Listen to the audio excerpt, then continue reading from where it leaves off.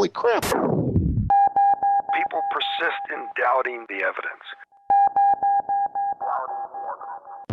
Don't run and hide. Don't be afraid. Don't turn away any longer.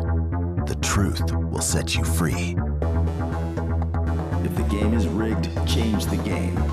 You're listening to Jimmy Church, Fade to Black.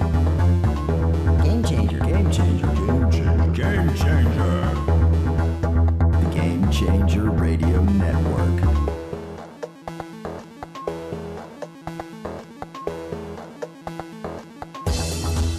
We're turning all of our antennas towards Jimmy Church. And now, your host, the captain of conspiracy, the prince of paranormal. This ain't your daddy's radio network show. This is Jimmy Church, Fade to Black.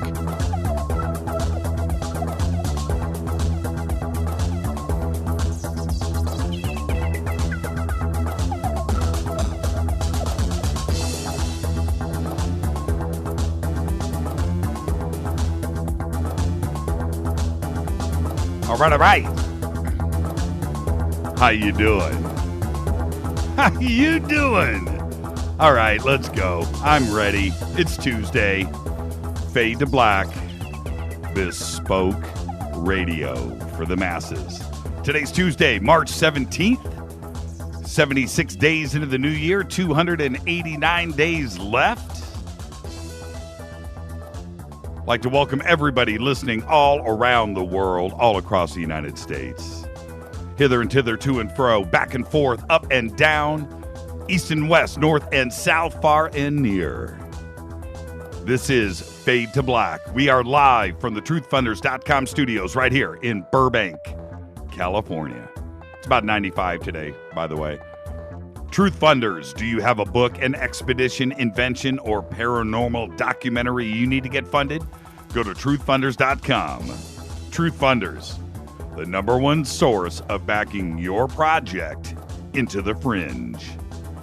For KJCR, the Game Changer Network, and KGRA, The Planet, I am your oh-so-humble host, Jimmy Church. A big salute to the proud men and women in uniform all around the world fighting for our right to freedom of speech. It is so important. For without them, there is no me, there is no you, there is no us, and you couldn't hear me right now. And I need you to think about it. That's right. North Korea is taking applications if you don't dig it. Love my Starbucks. I just took a big swig. Radio 101, no. Drink some coffee on the air. Slurp it right in the microphone. My mantra. I've been doing it all week long. I just tweeted it out a few minutes ago. My mantra. Always do the right thing. Life gives you two choices every single day. You can do the right thing or you can do the wrong thing. You know the difference. It's harder. It's much harder and not as much fun to do the right thing. But you run clean and centered. That's my mantra. I live by it. If you could do a day in my shoes. All right. Tonight on the show, Kerry Cassidy will be joining us at the bottom of the hour. She is the true queen of the interview. Of the guerrilla documentary interview. She's the best. Project Camelot is her website. You can go check that out. Always something informative. Spent most of my day there today, by the way. You want to know how I get so smart?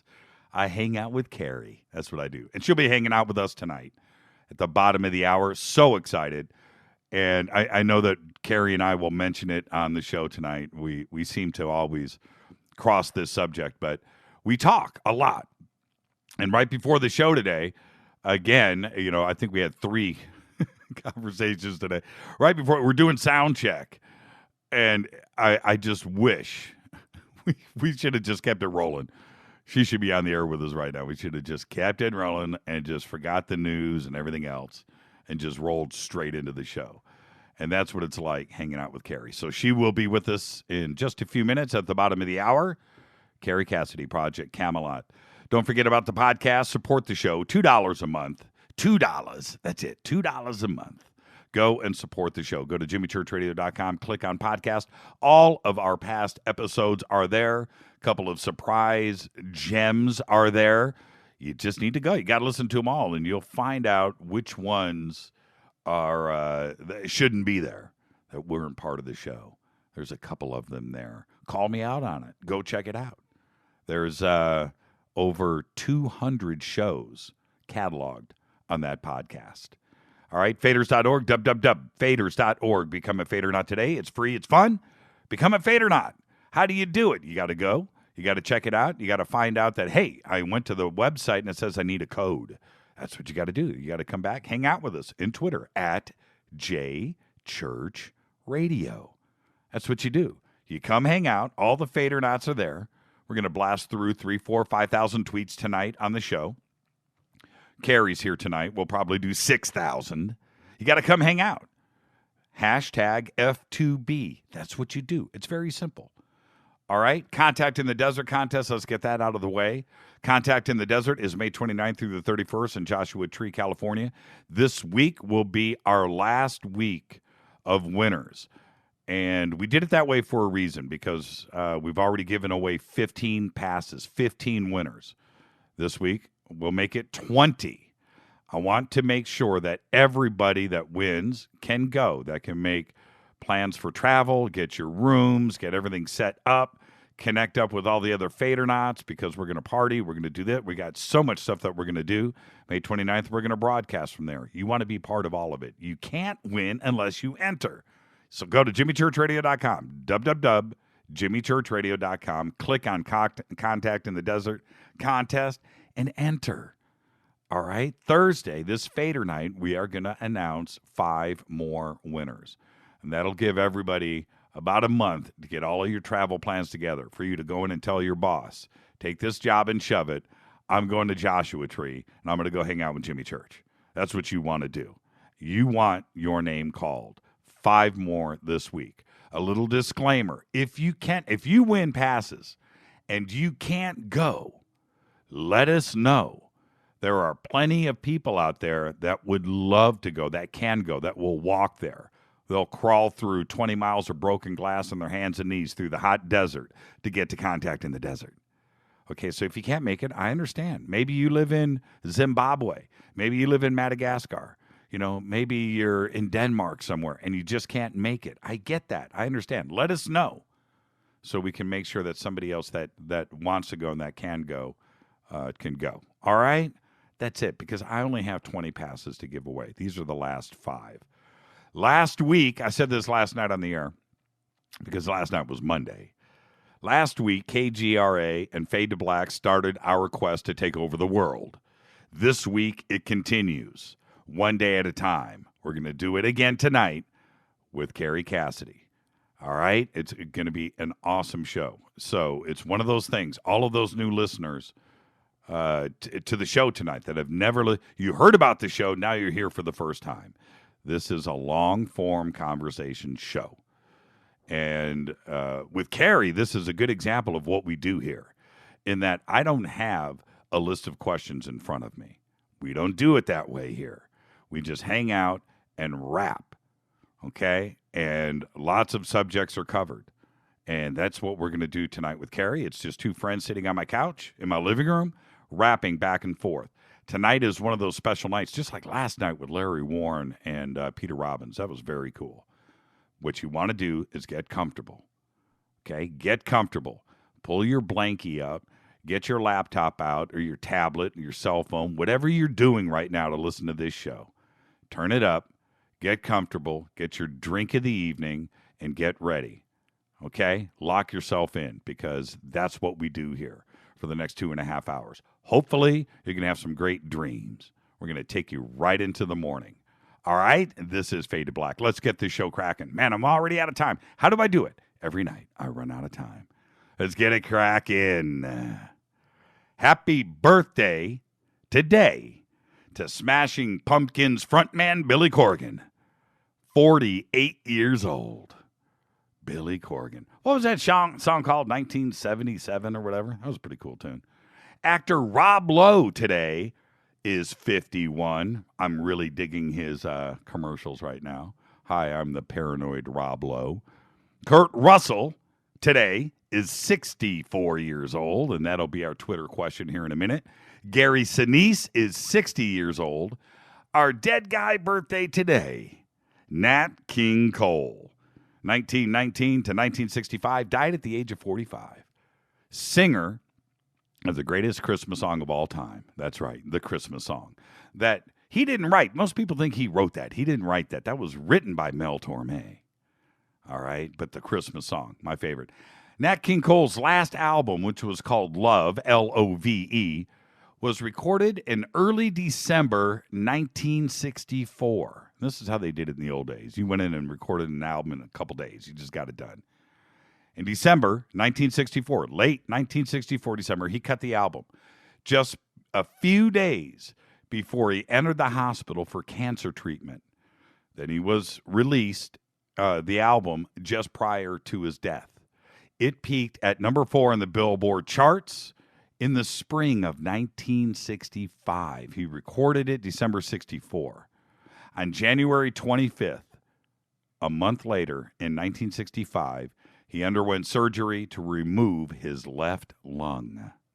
Despite medical treatments, he died on February 15th, 1965, right here in Southern California, Los Angeles, at St. John's Hospital in Santa Monica, California. Happy birthday, Nat. I'm serious. It's the greatest Christmas song of all time. And nobody can top that song. You should hear me sing it. You'd love it. Our Twitter question of the day. Let's start it off here. What's your favorite Kurt Russell movie? Dude has been in about 6,000 movies. And these are my favorites. And they all make sense, too. Elvis, he was good in that. Used Cars, great movie, one of the best. Escape from New York, who can forget Snake. Overboard, creepy. The Thing, one of the best. Captain Ron. Stargate. Death Proof. You remember he played Stuntman Mike? That was a really, really good movie. Short film. What's your favorite Kurt Russell movie? And we'll see if we can give something away out of the junk drawer. Somebody that picks mine. 3,000 Miles to Graceland was good. Kind of let me down, but it was good. You had to watch it a couple of more times to get that movie. All right, what's your favorite Kurt Russell movie? Look at Twitter. Go. See, I'm not the only Kurt Russell fan out there. I didn't even go back to the Disney days. Love Big Trouble in Little China. Dennis, that's my number 2. I'm not going to give it away. Follow us on Twitter, Facebook, YouTube. Everything is Fade to Black. J Church Radio, Jimmy Church. It's all easy to find. Go follow, like, and subscribe. Do follow us on Twitter at J Church Radio. Everybody, tonight we have Kerry Cassidy, the one and only. Tomorrow night, James Fox. The call-in number is 323-825-5045. We'll see if we have some time for that tonight with Kerry. You know, normally with her and I don't know if we could even squeeze in one call. We'll see how it goes. This is Fade to Black, bespoke radio for the masses on the Game Changer Network, KGRA The Planet. I am your oh-so-humble host, Jimmy Church. I'll be back with all the news that you know nothing about right after this short break. Don't touch that mouse.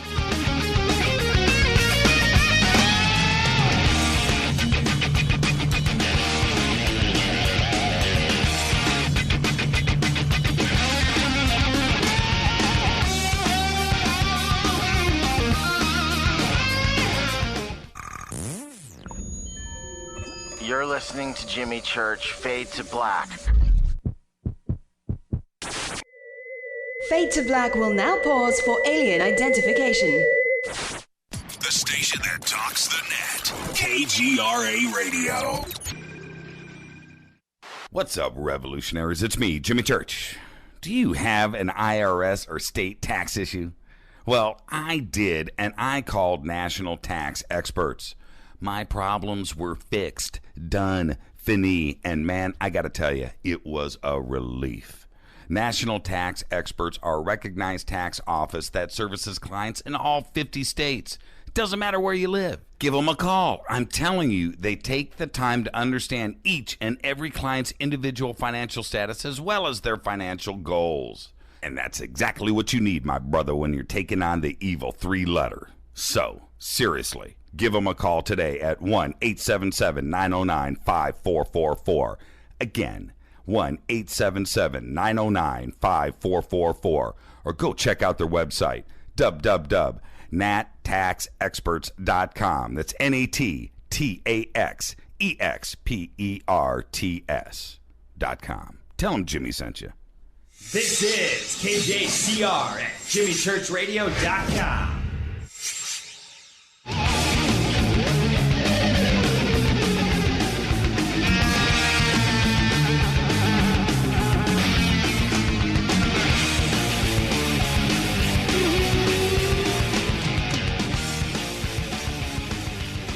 All right, welcome back, Fade to Black.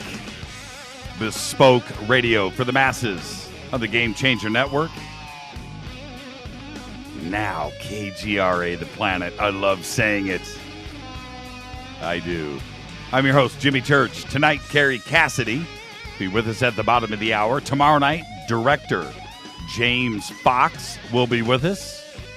And now it's time for the news that you know nothing about. Probably. Disclaimer. You guys are smart. Families of the victims at Sandy Hook in Connecticut have filed lawsuits against the estate of the shooter's mother, saying Nancy Lanza was careless and negligent in leaving a Bushmaster AR-15 rifle unsecured in her home. Adam Lanza, 20 years old, used the assault rifle, allegedly, to kill 20 first-grade students and 6 adults in Newtown, December 14th, 2012. The younger Lanza was mentally unstable and used his mother's Bushmaster to kill her before he went on the rampage at the school, allegedly, and then killed himself. At least 8 lawsuits have been filed in Connecticut courts since January on behalf of relatives of 16 people killed in the massacre, 4 adults, 12 children. Court documents also list 2 other people who suffered injuries. In December, the parents of 9 children killed at the mass shooting, along with 1 teacher who survived, filed a separate lawsuit against the businesses behind the Bushmaster rifle. If this was a false flag, where are they coming up with the death certificates, I ask you? It's going to be an interesting case as this rolls on into trial. Notwithstanding claims of being the most transparent administration ever, the White House now says that an executive branch office is exempt from United States Freedom of Information Act request, effective immediately. That's right. I didn't stutter. As of today, the Office of Administration will no longer have to deal with FOIA request, according to a notice published in Federal Register this week. Although the White House is largely exempt from having to answer FOIA requests, the Office of Administration has until now been among the few exceptions concerning the Commander-in-Chief. In the final rule published this morning, however, the Deputy Assistant to President Barack Obama writes that the office's parent agency, the Executive Office of the President, and I'm quoting here, is removing regulations from the Code of Federal Regulations related to the status of records created and maintained by the Executive Office, end quote. Outraged. I'm outraged. White House correspondence can still be obtained by the American public, but only through filing requests under the Presidential Records Act and not until 5 years after an administration has run its course. As of today. Man, we need to march on Washington. Who's with me? Vox Populi will start selling, are you ready? The .sucks website names on March 30th. .sucks. Not .com, not .net, not .org. .sucks. The company has a complicated pricing policy with fees reaching up to $2,500 for organizations. Domains will be registered with the Trademark Clearinghouse. Marketland reported on this past Sunday. Non-trademarked or personal usage will cost $199 until June 1st, at which time the price then jumps to $249 to get a .sucks. The company added that the price of new domains, estimated at hundreds or thousands of dollars, will be an obstacle for trolls and ill-wishers, dissuading them from buying them. An option for consumer advocate groups, a subsidized .sucks domain will cost only $9.95 per month, but there will be a ban on using the website to criticize a company or me. Investigators said today, they believe the remains found under a Madrid convent includes those of Miguel de Cervantes, the author of Don Quixote, and considered the father of the modern novel. Nearly 400 years after his death, the quest to find Cervantes had led Spanish scientists deep into the subsoil of a 17th century convent. Some of the bones dug up in recent months almost certainly belong to him. Everything coincides to lead us to believe that Cervantes is there, forensics expert Francisco Escobeterra told everybody today at a news conference. Investigators may never be able to guarantee with absolute certainty that it is his body, even though DNA tests are going to be carried out. He had requested to be buried at this convent, but check this out. He died in 1616, the same week as William Shakespeare, but the exact location of his tomb was lost because they rebuilt the convent. Pretty cool news story. A severe solar storm smacked storm. A severe solar storm. Thinking of Mel Torme. A severe solar storm smacked Earth with a surprisingly big geomagnetic jolt today, potentially affecting power grids and GPS tracking while pushing the colorful northern lights farther south. So far, no damage has been reported. 2 blasts of magnetic plasma left the sun on Sunday, combined and arrived on Earth about 15 hours earlier and much stronger than expected. The storm ranks a 4, called severe, on the National Oceanic and Atmospheric Administration's 1 to 5 scale for geomagnetic effects. It is the strongest solar storm to blast Earth since the fall of 2013. It's been nearly a decade since a level 5 storm has hit us. Forecasters figured it would come late tonight and early tomorrow morning. Instead, it arrived just before 10 a.m. today, Eastern Standard Time. And check this out. They forecasted it to be a level 1. Oops. Tens of thousands. I love this story. Had to do it. I just had to do it. Tens of thousands of drivers in Florida were hit with a $264 traffic ticket because of violations recorded by cameras installed at red lights, and now they are all off the hook. The South Florida Sun-Sentinel reports that 2 traffic judges in Broward County have tossed, check this, 24,000 pending ticket cases because part of the process for issuing the citations violates Florida state law. And I am quoting here. It's from one of the judges. State law mandates that only law enforcement can issue violations, end quote. And yet, an Arizona-based vendor named American Traffic Solutions was responsible for reviewing the footage captured by red light cameras in Florida. And then it forwarded the specifics to police. Judges ruled that the involvement by the out-of-state party is itself a violation of state law. Hence, the decision to negate traffic citations worth $6.3 million. Here in Southern California, specifically on the corner of Victory and Laurel Canyon, I got hit there like 3 times. 3. And I paid the first 2. Couldn't believe it. And I couldn't hit the brakes fast enough. It was either that, get rear-ended by somebody, or run the light. And I was behaving. And then it happened a 3rd time, the same intersection. During that period, they pulled the lights down. And no, the cameras down. They had them all over Beverly Hills. It was murder there for a while. But I think they're all gone here in Southern California. Anybody on Twitter here in Southern California, tweet me if there is any more cameras in your neighborhood. I'd like to know. The thing is, if you get one of those I'm not a lawyer, but think about the story that I just read. A new 3D printing system is forecast to change the industry forever.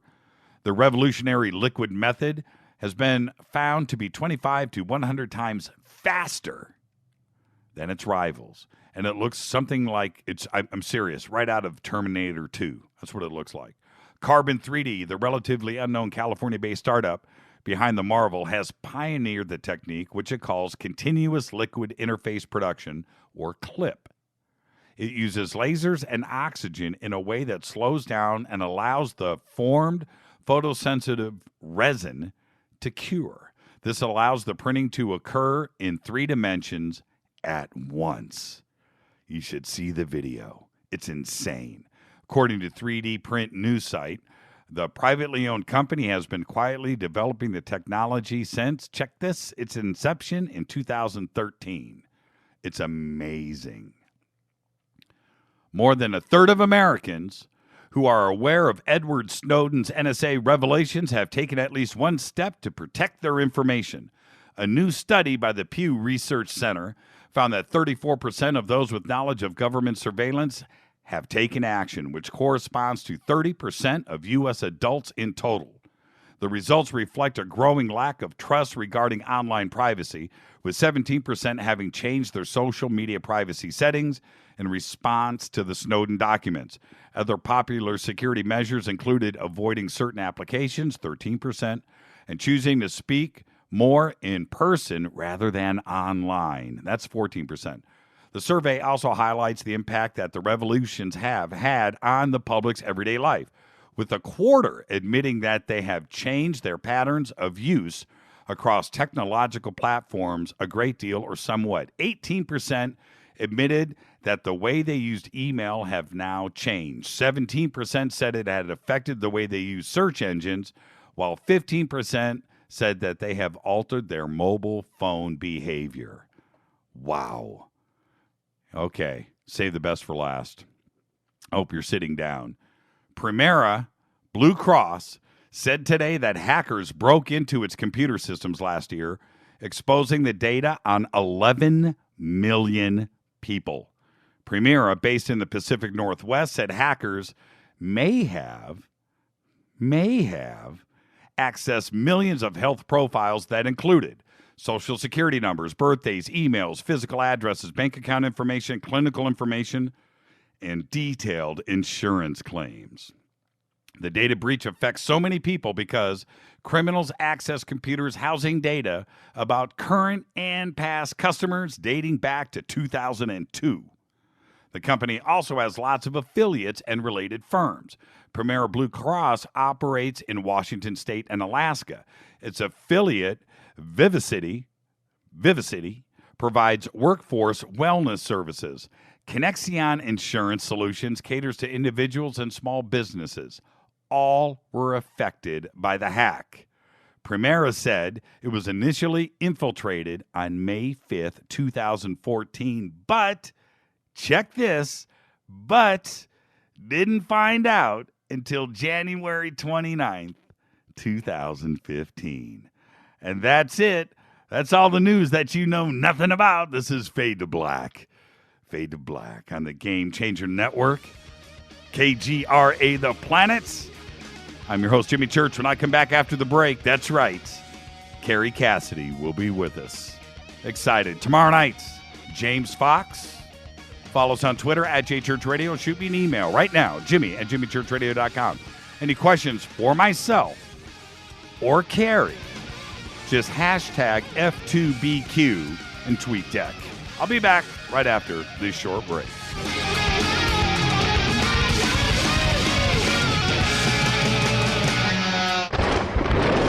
This is Fade to Black with Jimmy Church on the Game Changer Radio Network and KGRA, the Global Radio Alliance.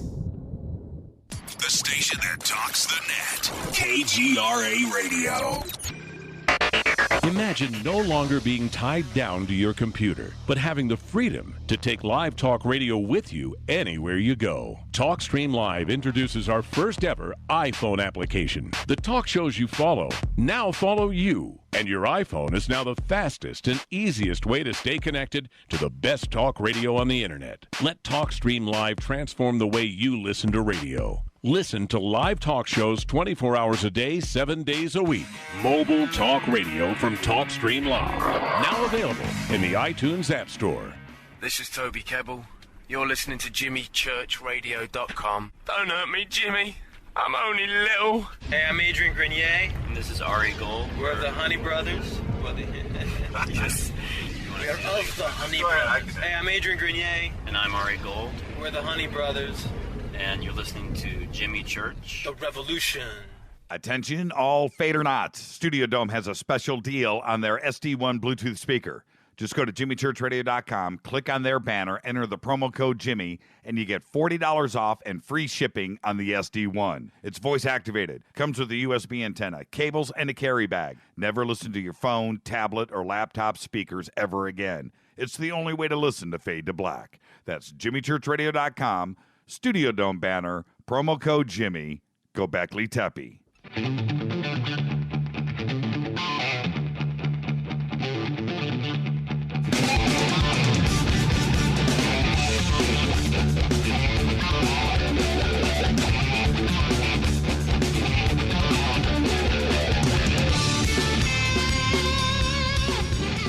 All right, welcome back. Fade to Black, bespoke radio for the masses. It happens right here. I am your host, Jimmy Church. Tonight, Kerry Cassidy. Tomorrow night, James Fox. Thursday night, 5 more winners for Contact in the Desert. And, of course, Fader Night, all night, taking your phone calls.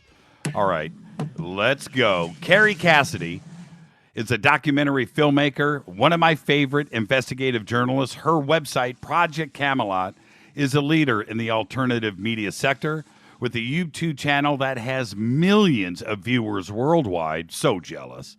She speaks at conferences around the world and has produced several highly regarded Camelot conferences with the trademark name Awake and Aware, featuring key witnesses and researchers that are part of Camelot history of interviews.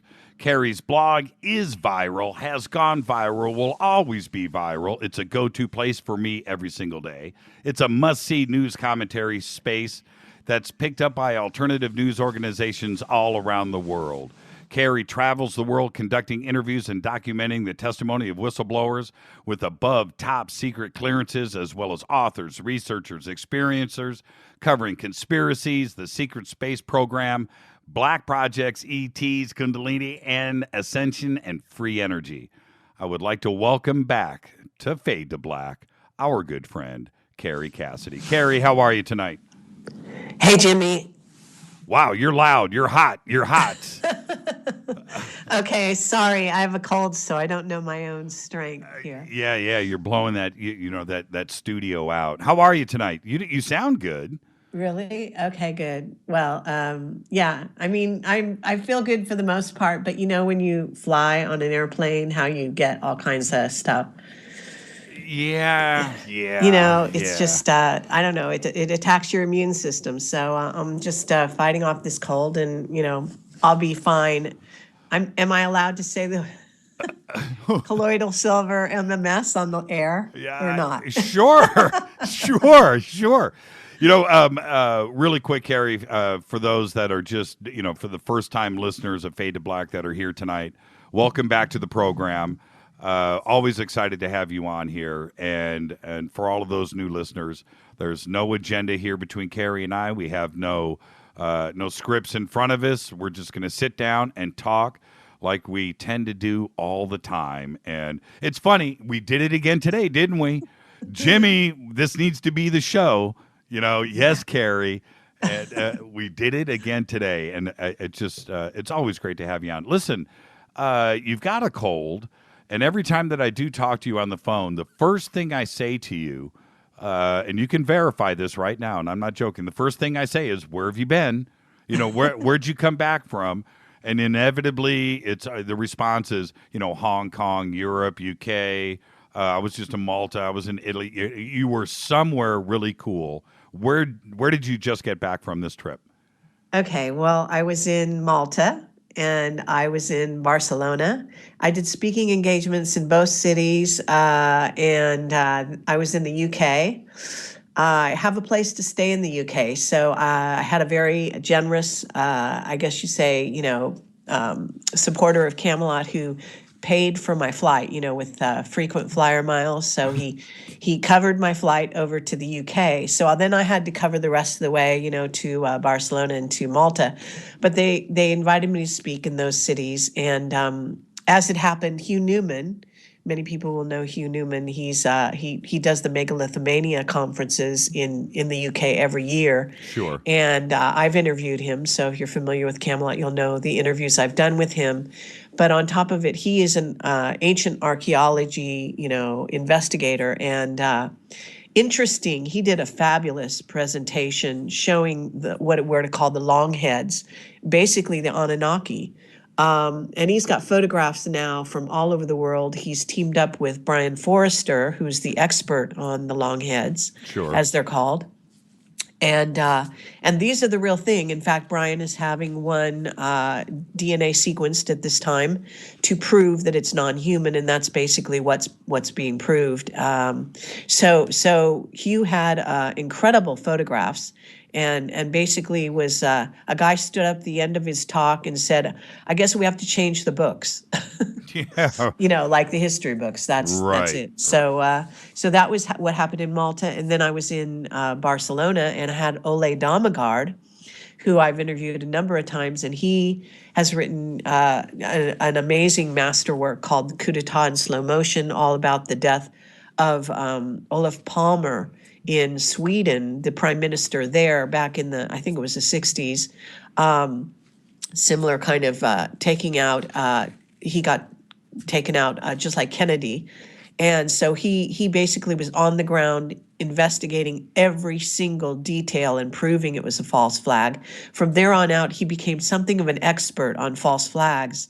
Now he goes around and speaks about them. So he was there in Barcelona with me, did a fabulous presentation, and I also did I would say a decent presentation. Basically blew people away in both cities.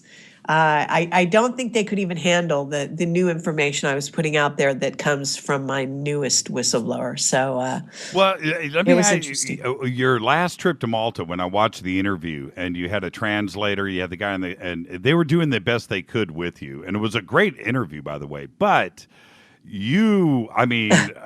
they were tripping. Yeah. And I loved every minute of it, by the way. It was one of those riveting, tension-filled things, because I don't think they were... that was a live television show. It was live, but I'm saying I saw the tape of it, is what I'm saying. Yeah. And I don't think they were prepared, A, for the info, or B, do you think part of it was because you were a woman too as well, hitting them with that? Was it a combination of the two? I would say, there's always that sort of nuance overlay, whatever you want to call it. At the end of the interview, they basically forgot I was there and decided to talk about the Catholic Church because they felt comfortable in that discussion. It was wild and crazy. Never. I mean, they basically by then they were so blown away they just didn't want to ask me another question. They didn't, did they? And I'm not. And you know what both of us are laughing at right now. There was a lot of tension in that interview. You could just tell. Really? Well, yeah, sure. You were. I remember. I remember right after your I first. was all good. You were right after your first or second pretty controversial answer. And the two of them were sitting there, and there was a little pause, a little dramatic pause. Could you tell at that point they were like, "Man, we are in too deep." Yeah.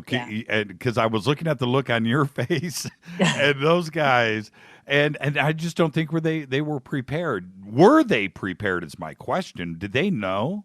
Well, one of them was supposed to know, but I don't think even he had quite wrapped his mind around everything and how it was going to sound on what is in essence almost mainstream TV in Malta.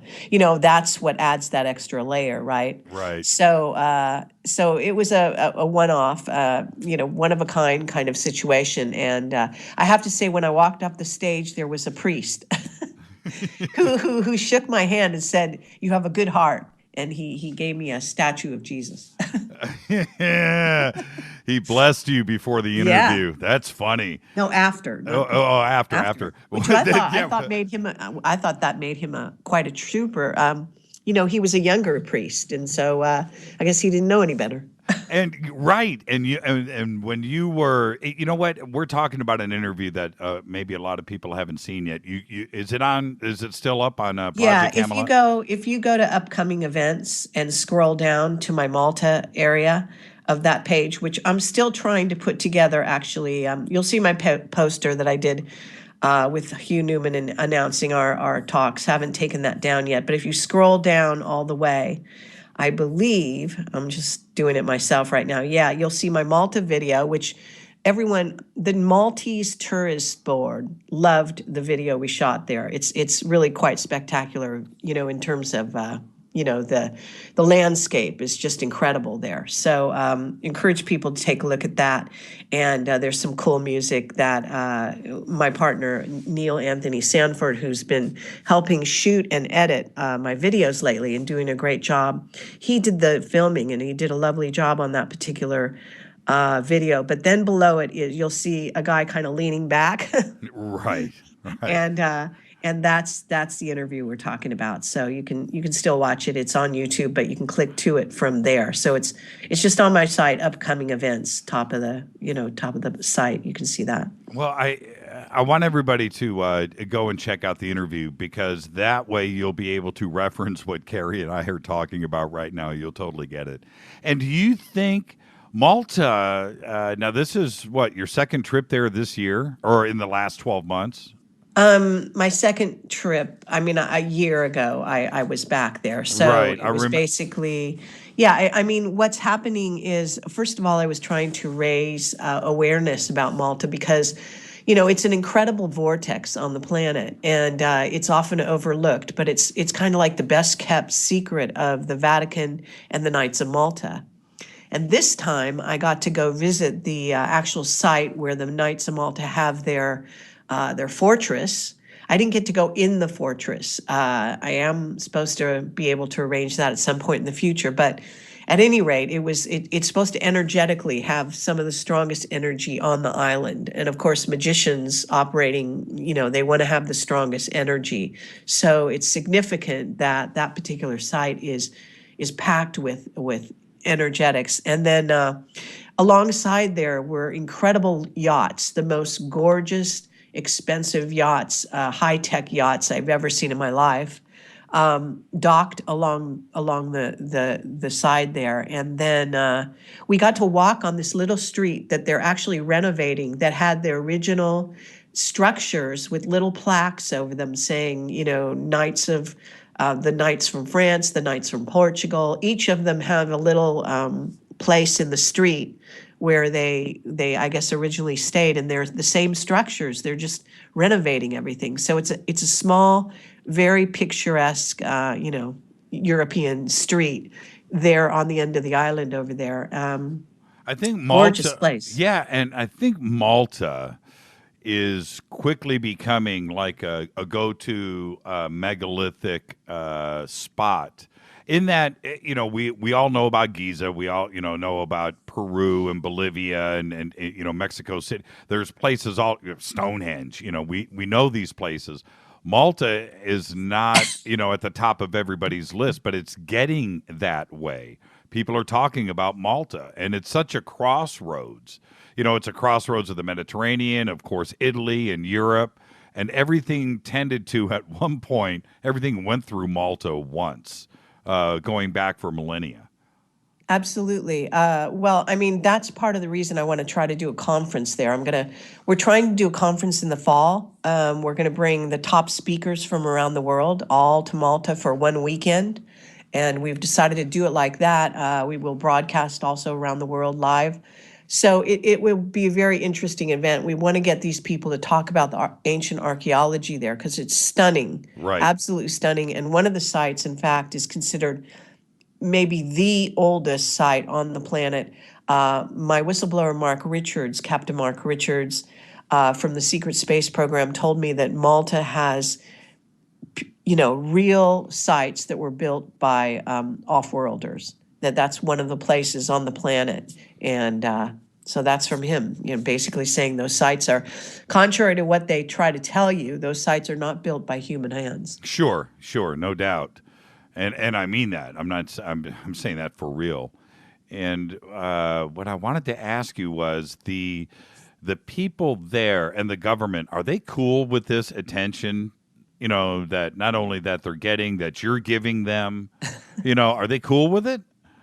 Well, it's kind of an interesting dynamic. I'm told that the current regime, they had a change of the guards, change of the regimes about a year ago, maybe a year and a half ago. And I was told that they're more predisposed, a bit more liberal, a bit more open-minded. So, the jury's still out on all of that, but the bottom line is that they need the tourism desperately. That's basically one of the only ways that island makes any money. Mm-hmm. So, and it's a delightful place to go. Of course, the British people have been going there on vacation, forever, but they only do the fun in the sun kind of stuff. They don't do the ancient archaeology so much because they just don't know about it. So, like I said, it's a best kept secret.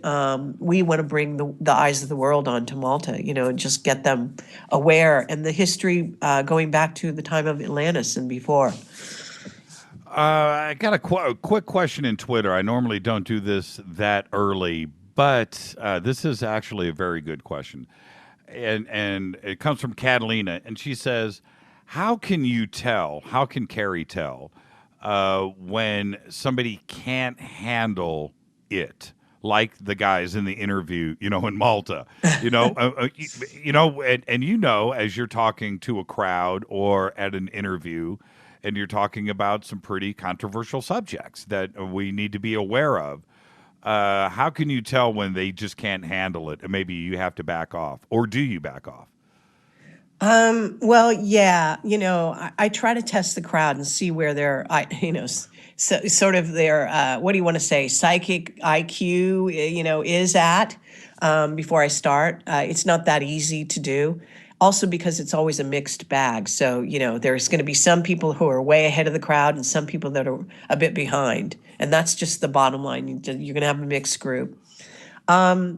I can tell by if they start to look dazed and confused, right. And if they actually have no questions, or if they, it's kind of a body language thing. It's also at the end of when I speak, people usually rush the stage. I've seen it happen. Yes, yes. No, the first time I talked in Malta, they actually rushed the stage and wouldn't let the people back that were supposed to speak after me on the stage. It was amazing. They wouldn't let me out the door. It could have been for a lynching. You never know. No, but this time, I think I pushed the envelope too far. I could tell at the end. I mean, first of all, it's difficult when you have two speakers because I spoke at the end, and my stuff is always the heaviest right? So by the end, I don't think I think some of the people were just freaked. But this new whistleblower is talking about stuff that people don't want to hear anyway. So, well, and it doesn't mean he's right. I mean, we can go into that whole scenario about what it is and all that kind of stuff. But, there's that. And then there's people that they sort of laugh or they giggle or they make jokes and they sort of look away and all this kind of stuff. I mean, there's all kind of body language that tells you a person doesn't really want to hear it. Were they getting upset because it was about Malta, or was it just the subjects in general?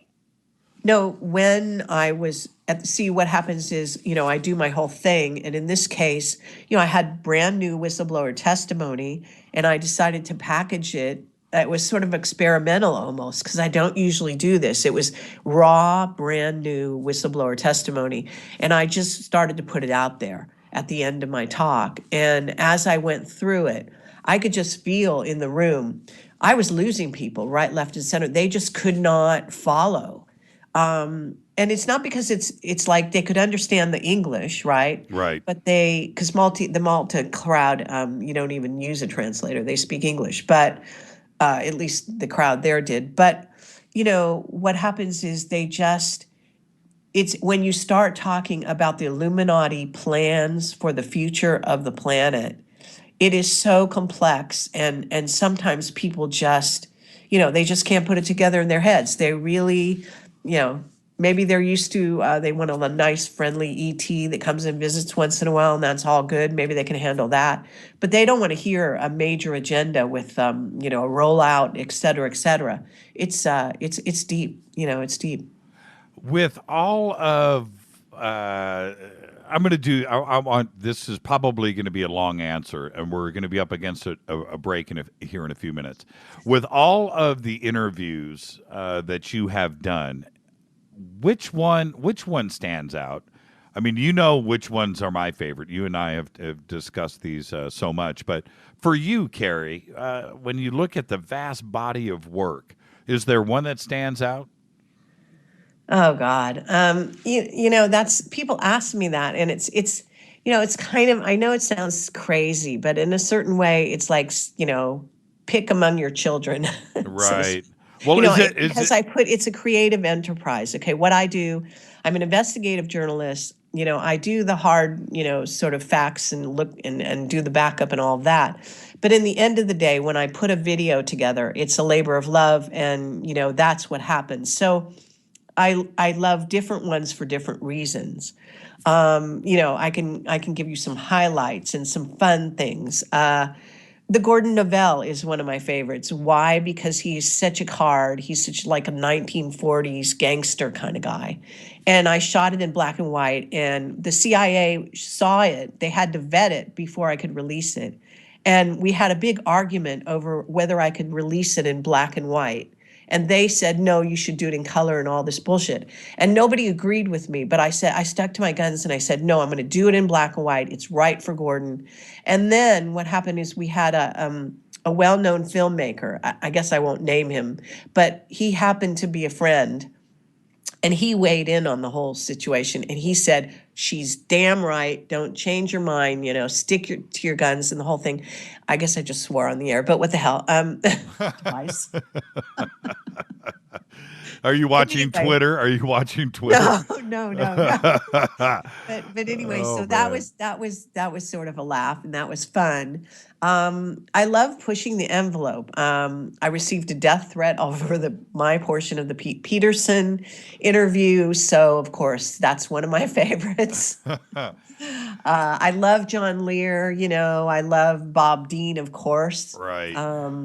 There's so many that are just amazing. The people are just, Bariska, the boy from Mars. I mean, that was so priceless.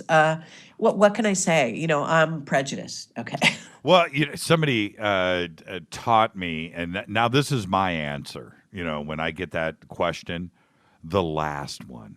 What's your favorite show? Oh, the last one. Yeah, you're only as good. That's what Barbara Streisand said. You're only as good as your last hit. It's so true, isn't it?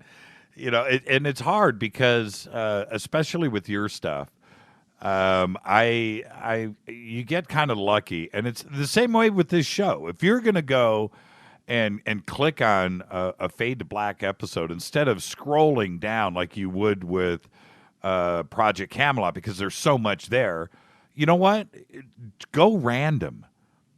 Just go random. Yeah, no, that's all good. I mean, there's nothing wrong with that. I mean, the Mark Richards, I don't have him on film, which is a tragedy because he would be, very filmic, and someday I cross my fingers. I wish that could happen.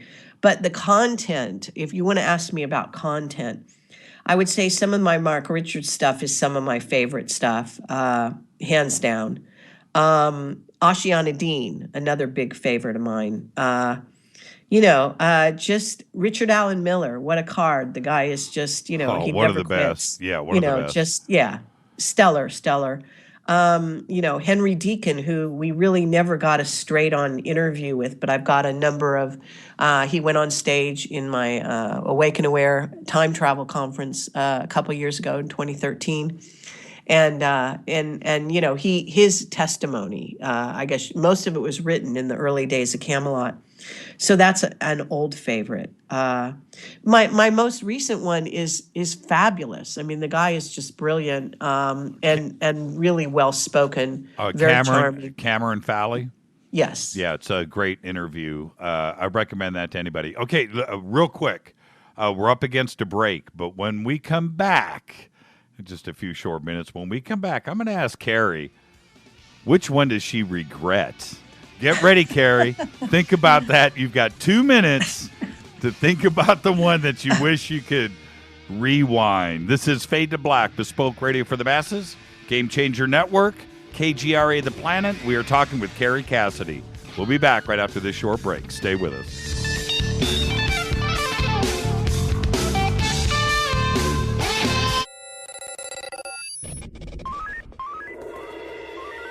Way out here, we listen to Jimmy Church. You're listening to Fade to Black. Alternative Talk, KGRA. This is Jimmy Church of Fade to Black. May arrives soon, and with it comes another Contact in the Desert. So join me in Joshua Tree, California, for the 3rd annual Contact in the Desert Conference being held May 29th through the 31st. 2015 brings another awesome lineup of speakers, including publisher of Legendary Times, Giorgio Tsoukalos, New York Times bestselling author David Wilcock, journalist and conspiracy expert Jim Mars, former head of UFO Project for the MOD Nick Pope, investigative reporter Linda Moulton Howe, author and contactee Travis Walton, UFO historian Richard Dolan, and many more. You don't want to miss this. Fade to Black and KGRA will be there broadcasting live May 29th. Just visit contactinthedesert.com for tickets and information. That's contactinthedesert.com. ¿Qué tal, mis amigos? Yo soy Mario Carson, el tiburón, y los invito para que escuchen a mi buen amigo Jimmy Church Radio. ¡Claro que sí!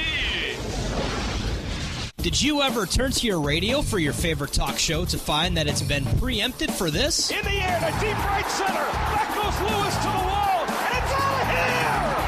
Or this? And I'm ashamed of you, Hillary, for voting for it. Do you have a favorite talk radio program that's not available in your city? Just go to TalkStreamLive.com for links to the best streaming talk radio shows. At TalkStream Live, you will find live talk shows 24 hours a day, 7 days a week. All your favorites are here. With such a large selection, you will also discover some new favorites. On the go and still want to listen? With a mobile smartphone, simply type TalkStream Live on your internet browser. Now you can take internet radio with you. You will also find hundreds of music, news, and sports streams. Best of all, the TalkStream Live directory is free and there's never a login required. Remember TalkStreamLive.com, the fastest route between you and your favorite talk radio show. You are listening to Fade to Black with Jimmy Church on the Game Changer Network. Oi, oi, I'm Reese Evans. You're listening to Jimmy Church. This is Revolution. The revolution will not be televised. The revolution is on radio. Ciao.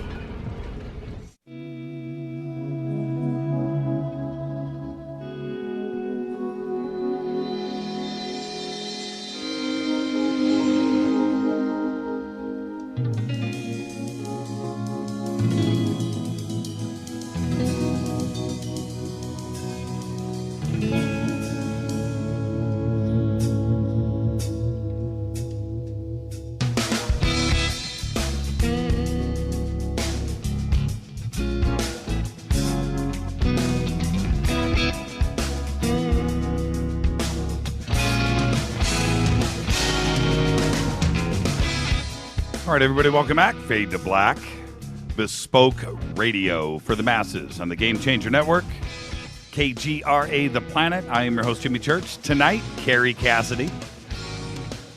No more commercial interruptions. We pay the bills for another hour, so we're going to go straight, Kerry. Kerry, did you think about your answer? Yeah, but Okay, well, let me reframe the question. Okay, no, let me say, okay, there were some items that came along after I interviewed Bill Brockbrader, for example, that caused me to think twice about the whole situation. However, I don't regret the interview, you know what I'm saying? Right. And there was valid stuff there. I can say that, it's more about the ones that got away than it is about the ones I regret, because I don't really regret anything. I'm very, very happy with the way Camelot played out, and even the bad stuff, and there was some bad stuff in there during the split up with Bill and whatnot. And there are a few people he interviewed that I did regret, but no names. And what happens is it was the ones that got away. Arthur C. Clarke, for one. Sure. Big regret. We were about to interview him right when he died. Oh. We were even in talks to arrange that. And we had been told that he was one of the guys who really was read in and big time. No doubt. So that was a big that was a miss, in our opinion. Yeah, he's one of the greatest writers ever. I've got so many of his books, and it goes without saying how great of a writer he was. But man, either that guy was a prophet, either he was a prophet. He had divine information from somewhere about the future of everything, or he knew a lot more from direct sources. And it's crazy because pretty much everything that he wrote about came true, and it came to pass, and it was so far in advance. When you think of a guy that came up with the word satellite, or all of his vision, it just all seemed to pass right in front of us. And except we don't know, but maybe we have been to Jupiter and discovered life there. But everything that's happening now with Europa and the moons around Jupiter are things that he was talking about in the 50s and 60s, and it's really pretty crazy. So that would have been a great interview. I'm with you. Is there another one? Is there another one that you're chasing? Well, before I go there, let me just say a word for Arthur C. Clarke, because he wrote a book, it's really a short book, but it's called Childhood's End. And I know I mention it a lot of times in radio and certainly in my speeches, but it's so crucial because I'm not going to name names here, but there's some people out there that are saying, there's some ETs and they're going to come here and they're going to save everybody and fix everything for everybody. Look, the minute an ET race tells you they're going to fix everything for you, they are not your friends, and you need to read Childhood's Ends if you really want to know the seriousness of that, because it's dangerous. So this is a free will zone, and that's not how the service to others groups work. So just beware. If they say they're going to end war and make it all peaceful on earth for you and take care of your, the leaders you don't like and this and that and the other, don't trust them. Well, if they're a billion years advanced, then they've really figured out how to lie. That's one, that's one way to look at it. I tend to be the glasses half full guy, so hopefully they've matured and and they don't see evil as their ends. That's just my hopeful way of looking at things. Well, there's a huge mixture out there, so it's all fair. It's all fair, but just a word of advice to people out there, because certain people are out there, always sort of pounding this drum, and unfortunately, I think a lot of people get misled. They get taken down the path, and that leads to no good. So, just wanted to highlight that. Well, let's talk about that for a second. Here, we know about you today and your body of work, but before that, there was film and television and acting and another life that you were pursuing. What the heck happened, Kerry? Something happened to you where you just went kapow and took a right turn. What was that event? What happened? Well, actually, I have to say that I had contacts since I was a kid. So I had, there's just no doubt about it. I was very sort of otherworldly-ish when I was young, very young.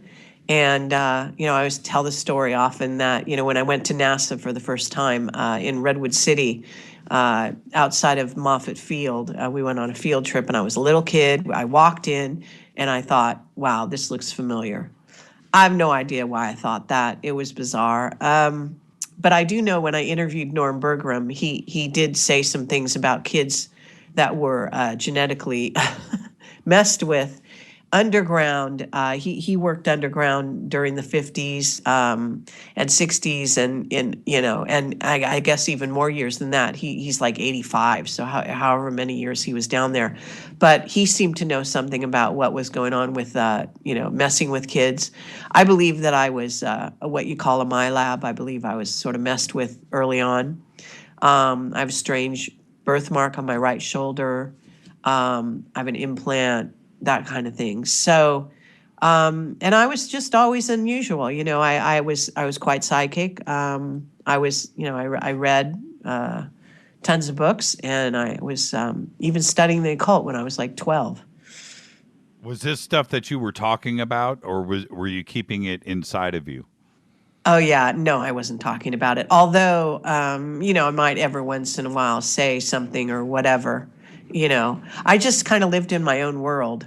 Yeah, I did the same thing. And as soon as I would, find a friend that even, put a crack in the door into a conversation like that, I immediately opened up. But other than that, you just kind of, you're forced into keeping things to yourself. Okay, well, then, like I said, you went through college, film school, and you're doing all of that stuff. And then, at some point, Camelot started.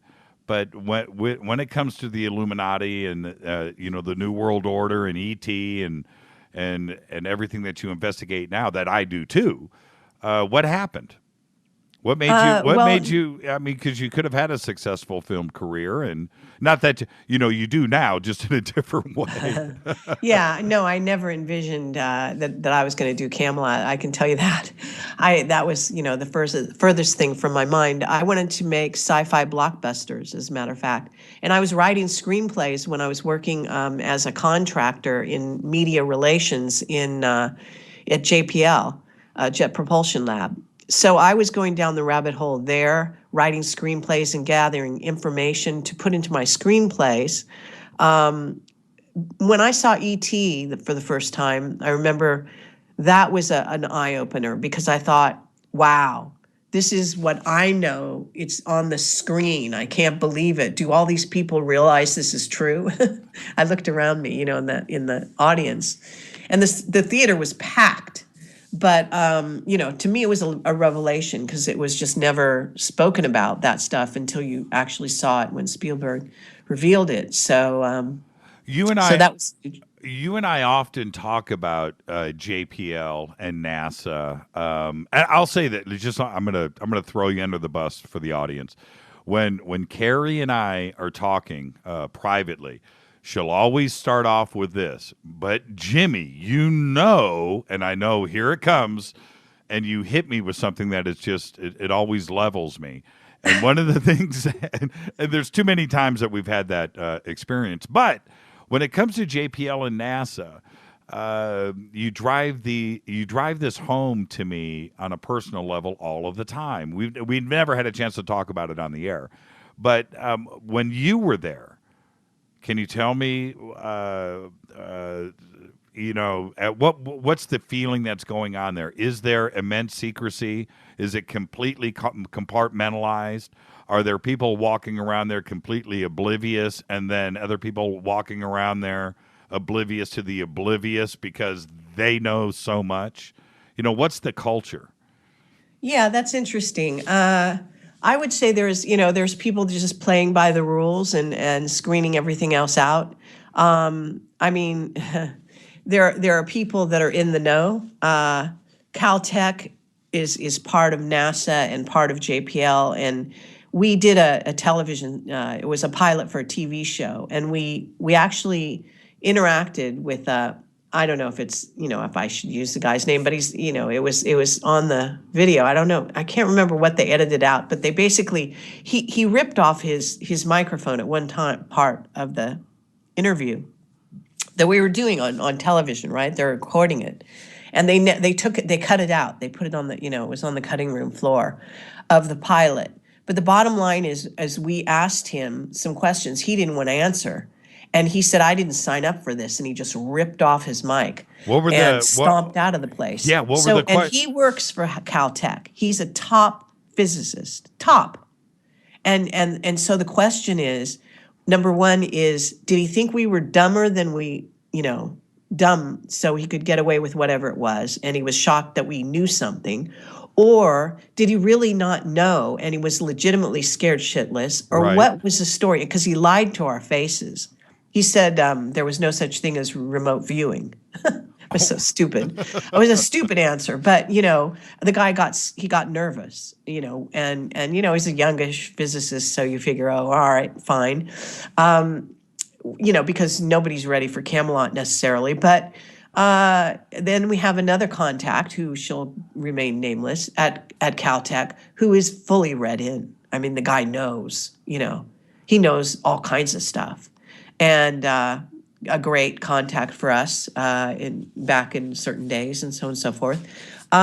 So the reason JPL is like that. On the one hand, you have people, you really wonder if they have just no clue whatsoever. When I was there, most of the people had their head down, and they're it's sort of a silo mentality. Do you know what I mean by that? Sure. It's just, you don't look around. You don't look up over to the other cubicles to see what other people are doing. You don't try to add 2 + 2. You just stay in your own silo and deliver what it is you're required to do. Also, I think a lot of them are hiding. They know more than they're supposed to. They're not letting on. And then there's the people that really are read in, and they're on a whole different level. They're doing some nefarious things, and with what from the outside, and I kind of got into some interesting situations there where I was let in certain places. At one point, I was even interviewed by, like, I don't know, it was some intelligence agency that was trying to check me out or something, and I guess I failed. What happened? I don't know, but I know that it was intelligence agency, and they were trying to vet me for something, but they weren't telling me what it was or anything. It's an interesting place. On a psychic level, I had a feeling that, they're doing a lot of work on nano there when I was there. Interesting, a lot of stuff going on. Yeah, I've spent some time up there. I lived in Pasadena, and I had a couple of roommates years ago. This is when I first came to California. That both worked at JPL and Caltech, and they were rocket scientists. That's what they did. It was a female and a male, woman and a man, and but they were rocket scientists. But I was able to go up there and walk around. I've been there since, but even back then, I would walk around, and it was. I want to say that it's kind of like, for those that haven't been there, college campusy feeling. It's got a campus vibe. It's large, first off, and everybody is young. Everybody seems to be, like, happy. There's, that's kind of the vibe that's going on up there. Like, they're on a mission. and focus. Well, there is a crazy patriotism, if you want to call it that. Yes, but the people come from all over the world. That's important caveat, okay? Yes. But they take their jobs very seriously. It's heartbreaking, though, I have to tell you, because when you go down the rabbit hole and you realize what the secret space program is doing and how NASA really is using even JPL, parts of JPL as a front organization. Sure. Some of these people are trying to reinvent the wheel. It was invented a long time ago. They're not getting to build on, with the newest stuff. They're also getting overlooked because they're not, I'm sorry, if you're not picked for the secret space program, you're not the creme de la creme. I know it sounds crazy. No, it doesn't. Now, that's. Oh, I lost you, Kerry. Are you there? See? That is the man messing with this show. All right, let me see. Number of times. Okay, Kerry, you cut out for about 30 seconds there. Oh, that's interesting. Yeah, man. Yeah. So Paul LaViolette, who Uh-huh. I've interviewed, he's one of the scientists who could have been let in on the secret space program, and he refused to go, in essence. But I've gotten word from behind the scenes in the program that he's like one of the scientists that they watch and that they agree is on the right track, so to speak. Yeah, and one of the comments I was going to make, and you sort of went there and answered for me, or said it for me, was when you walk around that campus, the jovial atmosphere also, after a while, starts to come across very Stepford Wives-ish. Oh, yeah. Robotic. The enthusiasm, I don't know. It just... It's a whole nother world. Well, they're very guarded. Yes. They're hugely guarded. I mean, but there's stuff behind the scenes because, when I came on board, I was from Hollywood. They brought me in special because they wanted me to sell ISO, which was this measurement system, European measurement system, to the lab. And that means it's like herding cats to scientists and engineers. And basically, I sat in meetings where these guys would basically lambast each other, just, right to the core. They would say, that's full of shit and this. I mean, they were just unbelievable to each other. My jaw would drop. I couldn't even believe it. And I had some guy who was like, he wanted to kill me because I won the rights to do the website or some crazy thing. I don't remember what it was exactly. And they took it away from him and gave it to me. And, there's this, competitiveness. So you have to understand what's going on there. It is a very, quietly competitive atmosphere. With the evidence that popped up about Ceres a couple of weeks ago, and I know that you saw the photographs with the two little bright specks of light on the front. And here it is, for all of us to speculate about, and the pictures are real. And now Dawn is there, and it's in orbit. And now for the last 2 weeks, nothing. Not even a comment from anybody about it. What do you think is going on there? No idea, to be honest with you. I have to say that there's, according to Mark Richards, there are moons of Saturn and Jupiter that are being terraformed. If anything, Ceres would probably be on the list, So I don't know what they're doing there. You could just conjecture. Now, if I get a chance, and I will hope to go back and visit Mark again, that'll be one of my questions. Yeah, because those when them were saying that those were reflections on ice, or possibly reflections on ice coming off of Ceres, but the pictures are obviously showing the sun coming from the left, right, from an opposite direction, so there wouldn't be any reflection of anything. It wasn't on the facing side. And so that, and what kind of sunlight is reaching Ceres that because it's so far out into the solar system, what kind of sunlight is actually getting there? And is it enough to cause that kind of reflection, that kind of dramatic stuff? Really, when I saw the little things on Sirius, the first thing I thought is, they're bases. Right. It's just very simple. Yeah, it looked like Dallas Fort Worth to me, the Twin Cities. Don't laugh. I'm serious. This is what we're dealing with out there, Yeah. People don't realize. I mean, this is what they're doing out there.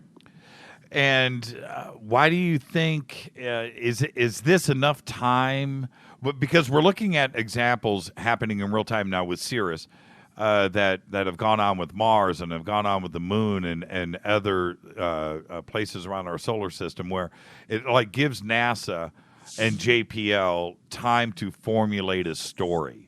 And we should have had, responses back the second that Dawn was in orbit. We should have full motion, high def video, all of that stuff. And we've got nothing. And is this are they trying to get a story together to explain this? Is that it? Well, yeah. I mean, I have no idea. I mean, the bottom line is they never tell us anything. I mean, that you can count the number of lost, things that were headed for Mars and going around Mars and always shot, basically they were interrupted. They couldn't send you back the information. I mean, it's all bogus, sorry. It just really is. It's crazy. The secrecy is so pervasive that, I don't read a headline without questioning what they're really about. Flip it over.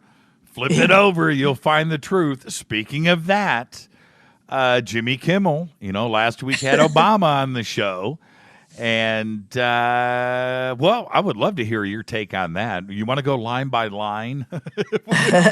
No, what it's interesting. Now, people say, I mean, the word is that obviously it could be one of his clones, okay? The question is, are the eyes smiling? Okay? You got to look at that, because the face is smiling, but are the eyes smiling? And in my view, I think he basically slammed a home run. He basically told it like it is. He laughed about it the way he's supposed to do with the lower part of his face, but he wasn't having any of it. He was basically ready to just, tell you whatever. He knew no one was going to believe him anyway. This is a man with nothing to lose, in my opinion, at this juncture. He's got nothing to lose. So he's just telling it like it is. And he knows he can get away with it because nobody's going to believe him. Yeah, say the joke, which he did, and make the joke, the joke. I'll give you an example. Yeah, I killed the guy. Make it a joke. Yeah. Maybe you really did, but who cares?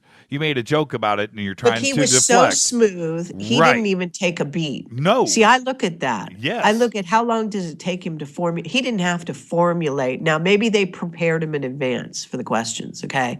But his delivery was impeccable, and there wasn't a beat lost. If you're a comedian, you know what I mean. He basically nailed it, and he had all the right inflection. When he said, basically, they're not going to let you, get away with that. And there was, the couple of times where he was laughing, I wasn't laughing. And then the one time that he was serious when he said, I can't talk about it. And the way that he said it, there was a little bit, and Jimmy Kimmel, it's a comedy show. It's supposed to be funny. And that one little moment right there seemed like he was perturbed, just for that one little second. I think he had an agenda. I'm going to be honest with you. I think he had an agenda. I just think that he basically, you could say whatever you want at this point, and nobody's going to believe you anyway. So so he did it. He did it, and he delivered it very well. Well, you know what the elephant in the room is, and I'll say it right now, okay? And I'm not going to play around. Those questions were sent to the White House months ago, okay? Sure. Yeah, that is a well planned out logistical nightmare to get the president into Los Angeles and get him into the El Capitan Theater on Hollywood Boulevard. You and I know what a madhouse that is, just to walk there as a tourist, let alone plan a presidential caravan there, and so all of this is well thought out and methodical. And those questions were on Obama's desk in the Oval Office months ago. And those questions and those answers were prepared a long time ago and well rehearsed. He knew they were coming. He wasn't blindsided by anything. No. Yeah, yeah. Exactly. Well thought out.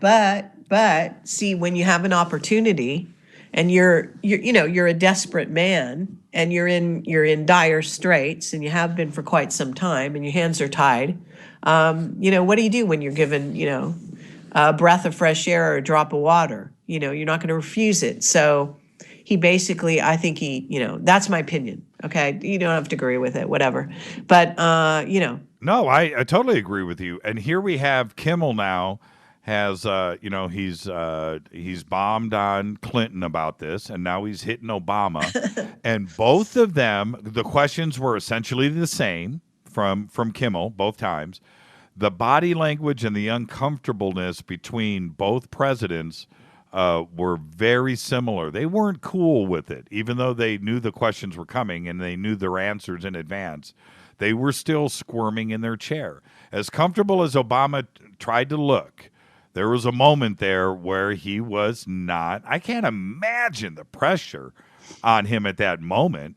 But these two guys, I don't think they've ever, other presidents have been asked these questions as direct, live with that large of audience ever before. And here we've had it, it seems like 2 months apart now. When was Clinton?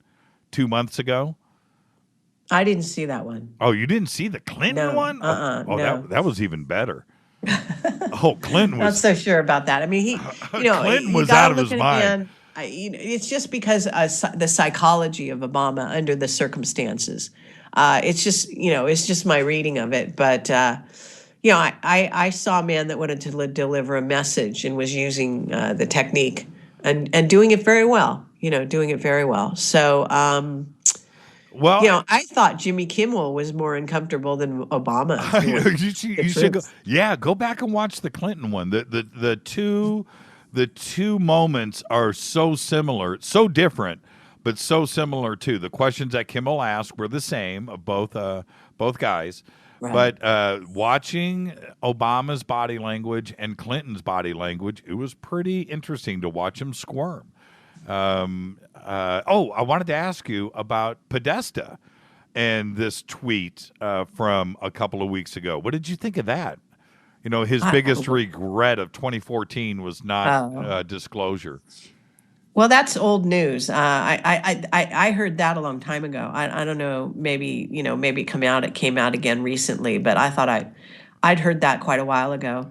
I mean, he said stuff similar to that. I don't. Stephen Bassett. From the Citizens Hearing on Disclosure. He has basically been pounding on Podesta's door forever.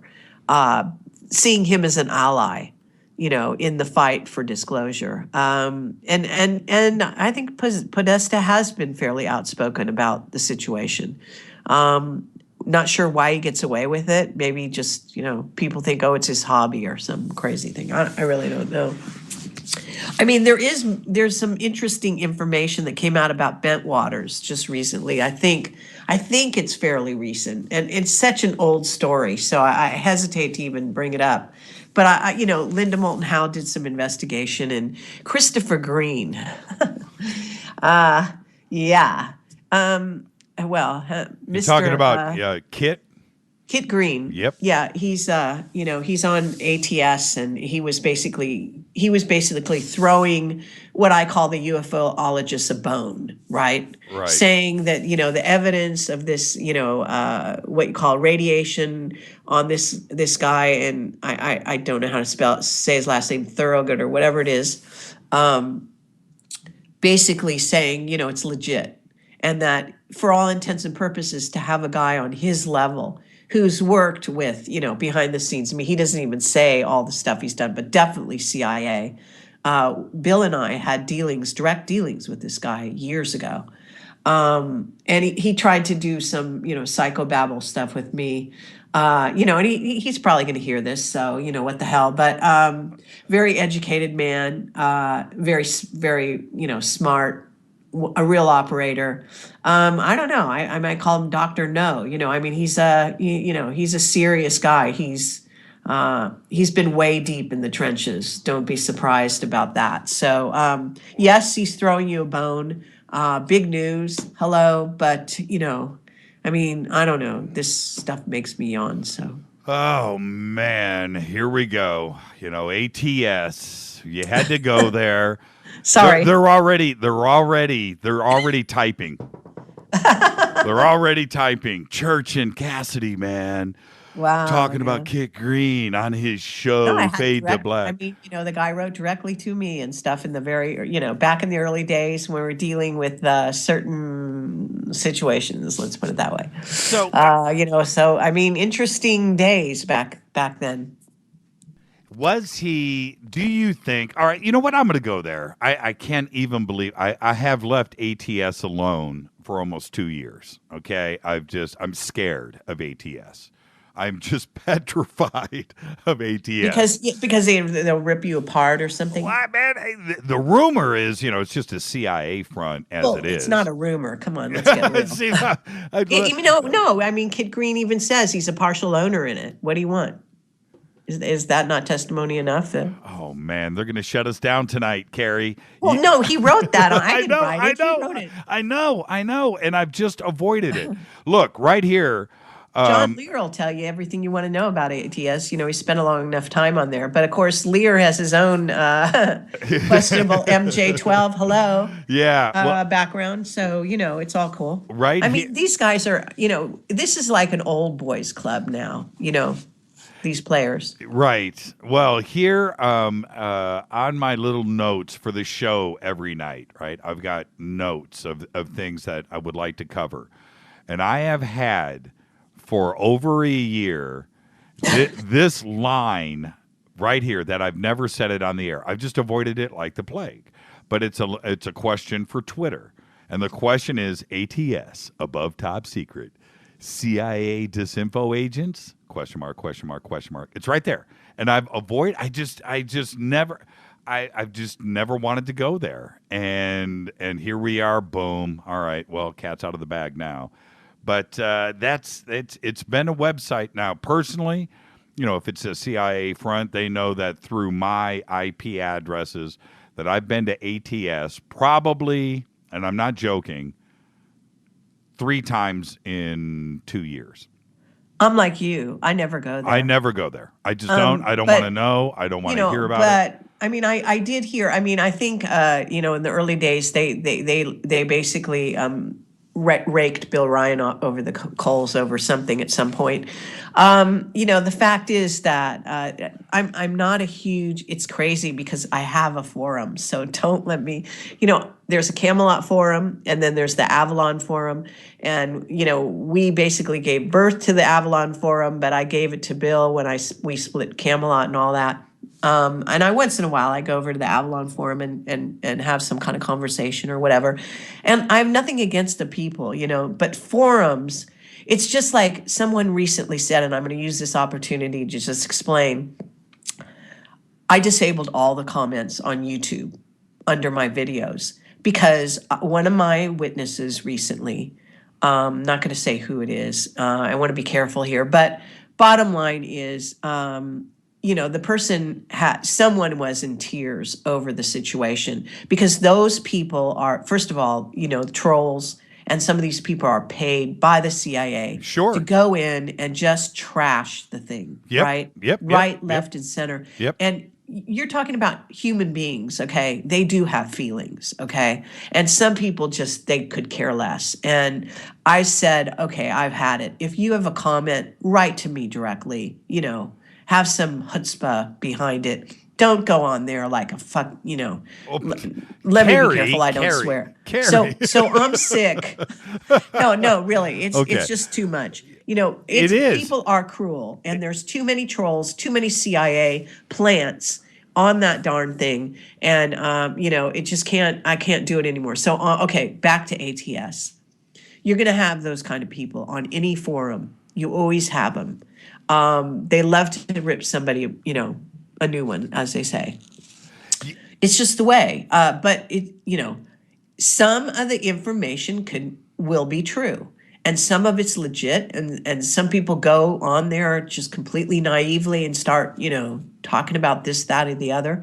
And then eventually they get kind of like pinned to the wall, etc.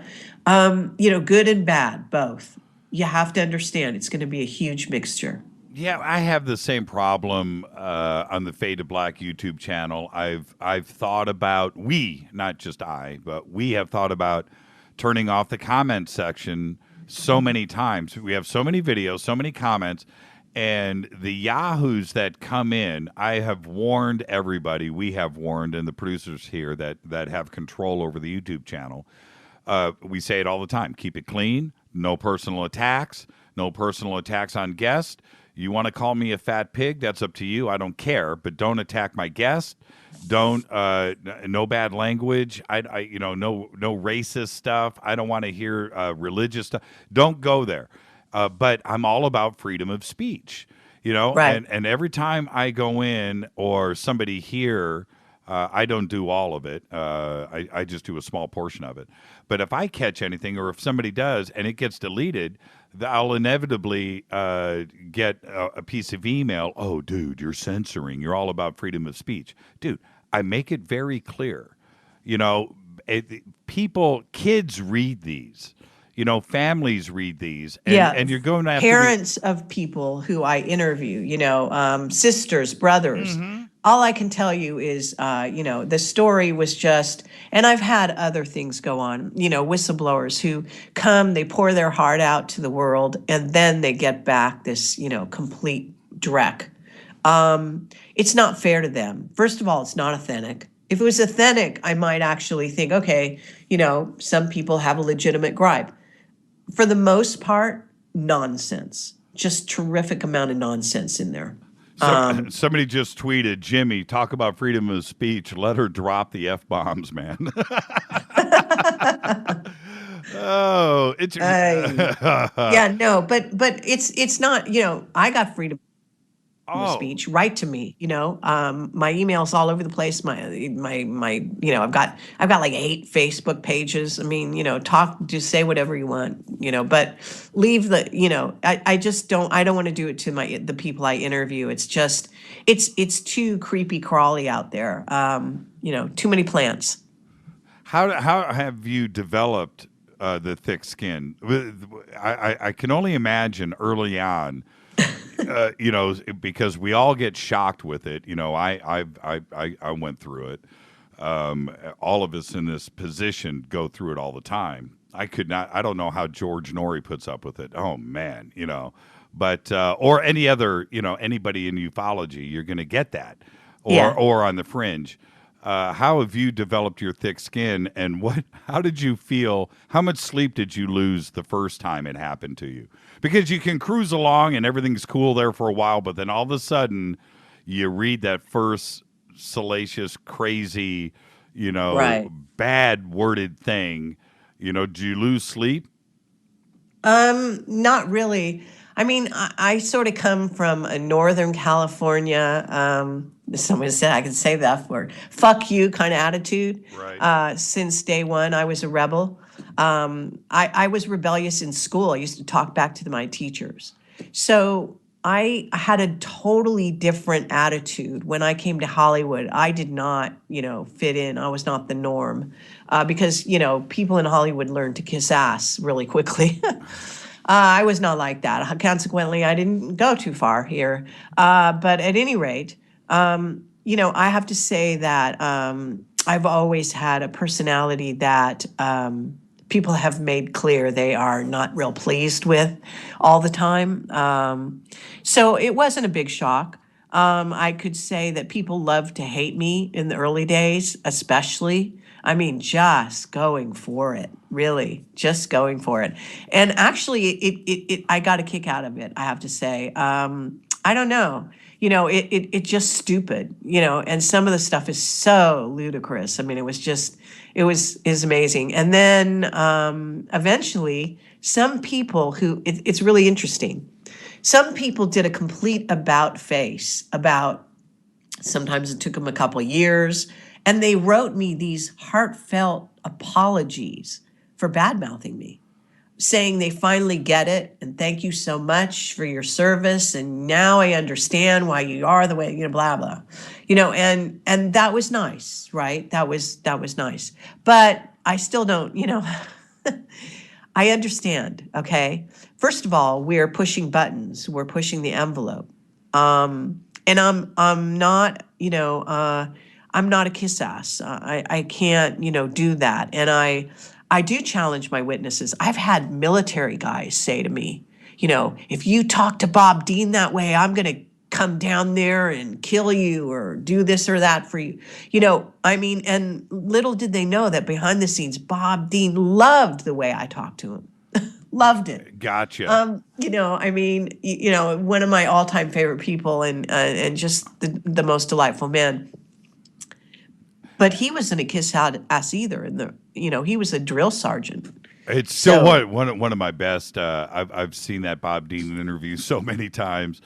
Of all the times that you've traveled the world to interview whistleblowers, which is one of the most controversial, risky things that you can do, where were you the most threatened, or maybe felt like you were in the most danger around the world?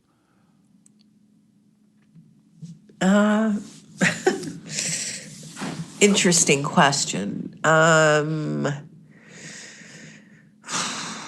Let me think about that. When our wheel fell off our car at the top of Grindelwald in Switzerland. Oh, I remember that story. Yeah, tell us that one again. That's incredible. Well, it was Bill's car. He had it checked out before we left. We drove it through Europe. We were staying in Switzerland. We drove on a windy road, and Grindelwald is famous. You can Google it, whatever. We literally pulled into the parking lot right off the street, and the I think it was the right tire, maybe it was left, but I think it was the right. It just fell off. It just clunk like that. Had it fallen off, less, 20 yards down or whatever you want to say, maybe that would be it. Sayonara. They said it was a clean break. It was cut. So, at that point, it is kind of bizarre when I think about it now, but we just kind of thought, yeah, we're being looked after. That's kind of what we took from it. We didn't take fear from it. We actually took the opposite. We thought, yeah, that's how the ETs, if they're going to protect you, or whatever you want to call it, will step in. The light works like that. It's sort of, you still have some kind of blowback, but they soften it so that it's not, it doesn't do what it was planning to do, so to speak. Do you still talk to Bill? I've had occasional back and forth dialogues over email only. I don't think I've spoken to him in years. The reason why I asked that, I want to talk about Project Serpo just for a few minutes before we hit this next break. Sure. You guys, when that kicked off, you two are at the center of the known universe all of a sudden. I can't imagine, because that got crazy. It was far, wide. It was deep. It was coming at the world from all directions, and you guys are right in the middle of it. And how did Bill, I think towards the end, this is my opinion, I've never spoken to Bill about this. What kind of pressure were you guys under? I don't know. It was like, we had a couple incidents that happened, right? And we've told these stories, so I don't know but I'll just tell a bit of it. Rick Doty, right? Mm-hmm. Okay, a well-known name. He was involved in that whole scenario. It was a Defense Intelligence Agency sort of package Disclosure. It was based on the end of Close Encounters, where you see Richard Dreyfuss get suited up and he's going off-world as part of an ET human exchange program. Supposedly, there were a number of such programs. Serpo wasn't the only one. What they did is, I think they composited a lot of them into one, like to make it a story. There was an interesting dynamic that happened when we went to Albuquerque, New Mexico. We interviewed, we interviewed Richard Hoagland there, but we had a meeting with Rick Doty, in which he talked a bit to us, and we basically found out through certain means that our car had been, they slapped one of those, I guess, kind of old-fashioned trackers on your car, whatever that is. And so we drove from Albuquerque, New Mexico, to a place in sort of in the general area of Phoenix, Arizona, where one of the people who was part of the Serpo disclosure group, who was literally a military guy, who we believe we found out was, we tracked him down. We did some good sleuthing, I have to say. And we had a whole plan. And we talked about the plan in the car on the way. By the time we got to the guys, we literally drove to his house. We had found his address, the whole 9 yards. We weren't going to, accost him or do anything, big, but we were always on the track of finding out what was true and what was not. So we wanted to get an interview, right? So we wrote a letter. We had it all figured out, and we were going to deliver. We're going to deliver the letter to the gate or to the door, and then we were going to go and wait in a cafe to see if he'll answer us and agree to do an interview. We didn't want to pressure. We didn't want to stand outside or anything like that. We drive up the street. The wife and the guy are standing. The wife is at the gate. It was an enclosed courtyard kind of area, but you could see through it like slats. And the military guy was standing in the doorway, tall, slender, older man. And they literally were waiting for us. We pulled up in our car. It was an old Cherokee SUV at the time. And both of us were kind of stunned that they were waiting for us, right? Yeah, they were literally tracking us every step of the way, right? A creep factor must have rolled in. Shouldn't you have just kept driving? I mean, no, it was just really weird. And, they knew. We were terrorists or something. All we wanted to do was, get an interview. So I was the delivery person. So I took the envelope and handed it to his wife. She didn't even open the gate. I handed, I think, through the slats and, said, we hoped we could get an answer. And then I left and we drove and we went to a cafe and we waited and, of course, never got a phone call or anything. So that was we really did track them down to their home. So what can you say about that? I don't know. And there were a couple other things that happened that we had access to and so on and so forth. Basically there was a tremendous amount of disinfo also in Serpo. Well, that was part of the whole thing. First off, you're dealing with Doty, the king of disinfo. So that right there in of itself is your warning sign. But in the end, when Bill very publicly backed out and said, that's it, I'm done. What made him? I mean, he gave his reasons. I don't know if you want. Well, no, I'm going to ask you to address it. But in the end, when he backed off like he did, I thought that it was really sudden. What happened? Well, actually, it wasn't sudden. I mean, he basically dragged on that sort of thing as long as he could.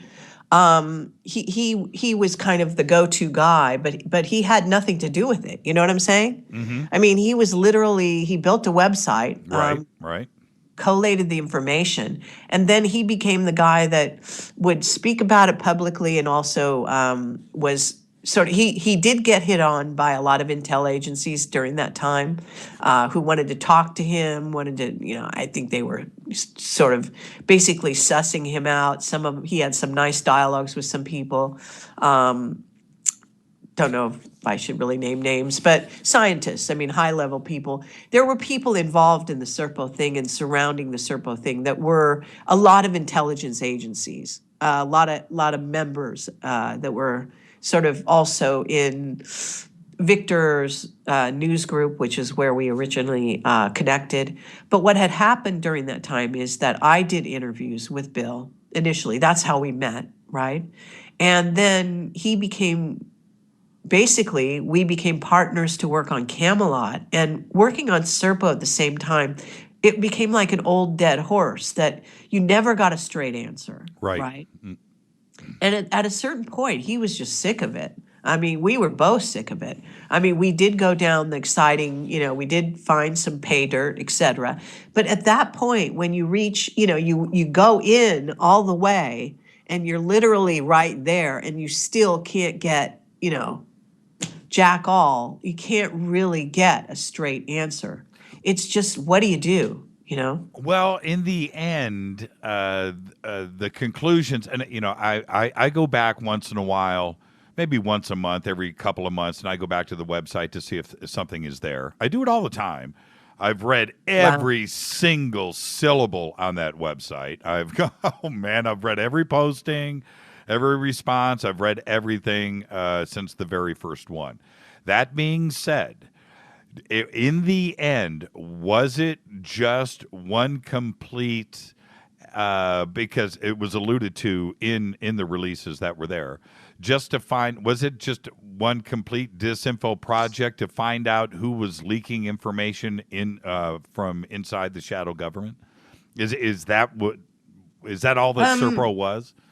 No, there were grains of truth. There definitely were grains of truth. There was a lot of bogus stuff, but there was some grains of truth. And in fact, we got information that there were, 6 or more exchange programs that happened back in the 60s type of thing. For what it's worth, there was enough there was enough information out there that some of it was legitimate.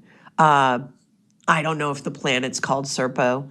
There was a diabolical side, by the way, to the planet and to the people, the beings that live there, that if you read closely in the material, some people didn't, that started to come out. If, towards the end, you could actually see that they were shooting at somebody. Right. And so on. There's a lot of disinfo. There was so much disinfo around that stuff that, like I said, we both got sort of fed up. Did Bill or you ever get a chance to confront Doty directly? Well, we talked to him a number of times. Well, directly on what was real and what wasn't, and what his agenda was. Doty.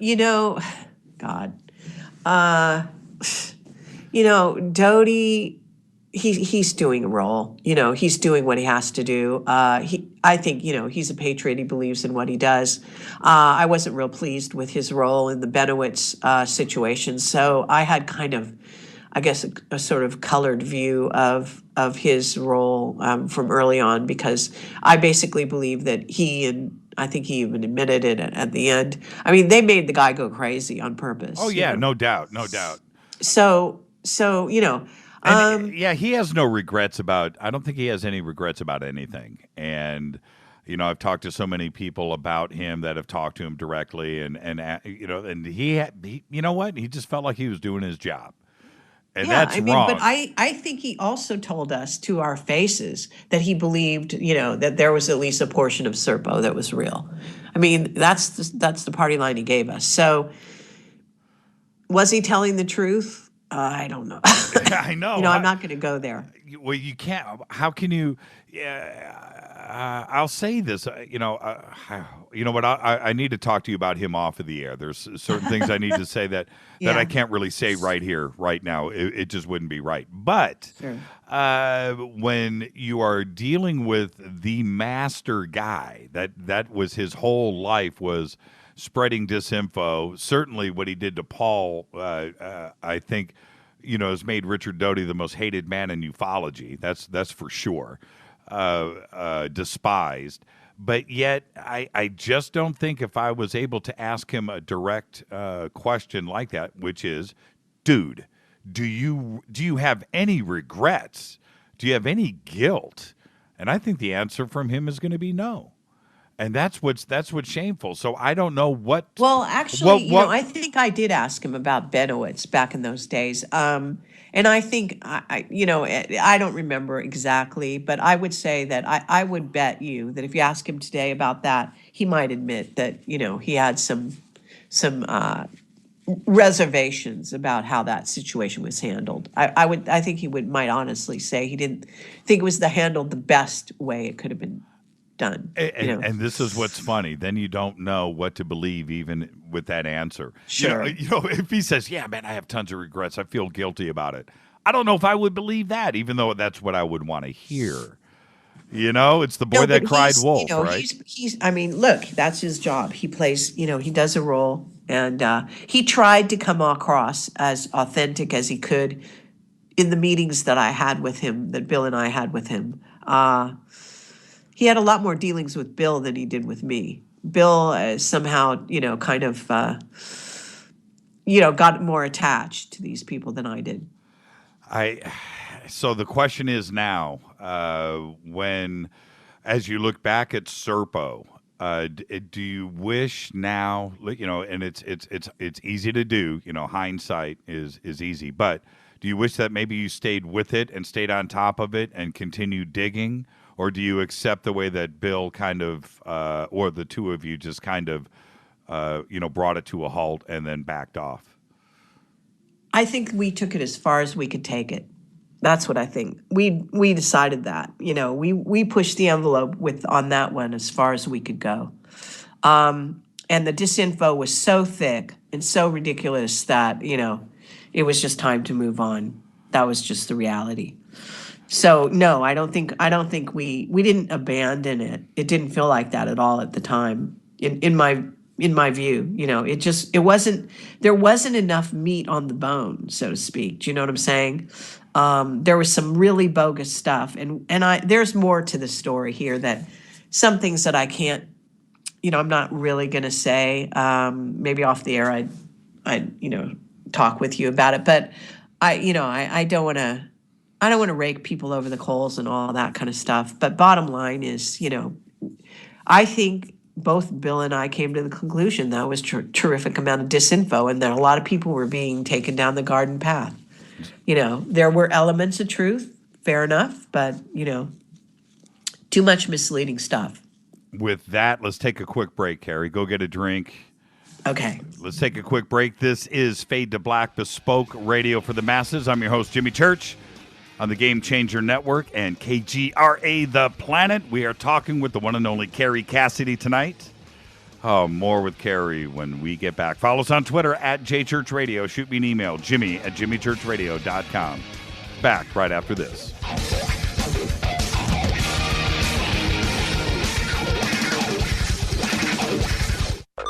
KGRA Radio. Intelligent talk. Are you a paranormal investigator, ghost hunter, or UFO skywatcher? If so, FNGinnovations.com has the product you definitely need in your investigations kit or go bag. Introducing the Morpholite Wide Beam Tactical Flashlights that put the light where you need it most. Traditional flashlights shine a focused round beam with limited line of sight in the dark. Morpholite Tactical Flashlights change all that, utilizing a revolutionary wide beam design to enable you to see safety hazards such as hanging wires and steel, pipes, and holes in the floor you just can't see with a focused round beam. In the field, where safety is paramount, a 180-degree beam increases orientation and peripheral vision in the dark. Morpholite flashlights are ideal for investigations in abandoned facilities such as houses and hospitals, factories, caves, and tunnels. Avoid those low-hanging tree branches that poke your eyes in the woods. Visit FNGinnovations.com to see a full line of tactical lights and accessories. That's FNGinnovations.com. Now you can find all your favorite talk radio shows live, all in one place at TalkStreamLive.com. Listen from anywhere, office, home, or in your car. Just go to TalkStreamLive.com and click on one of the many live talk show hosts you want to listen to. It's free and easy. No computer? Download the smartphone apps. Never miss your favorite talk show. Find them all at TalkStreamLive.com. Hi, Ray Hobbs here with KGRA. Spring is just around the corner here in Northwest Arkansas, and that means it's almost time for the 28th Annual Ozark Mountain UFO Conference, continuing a time-honored tradition of bringing thought-provoking information about other worlds around us. Join me and the KGRA crew April 10th through the 12th in beautiful Eureka Springs, Arkansas, for another great lineup of speakers, including investigative journalist Linda Moulton Howe, the National UFO Reporting Center's Peter Davenport, returning to Ozark as this year's keynote speaker, author and American historian Richard Dolan, and many more. The KGRA will be there broadcasting live all weekend. Register and reserve your seating early and pick up a free membership from the KGRA and Ozark Mountain Publishing. Visit www.ozarkufoconference.com for tickets and information. That's ozarkufoconference.com.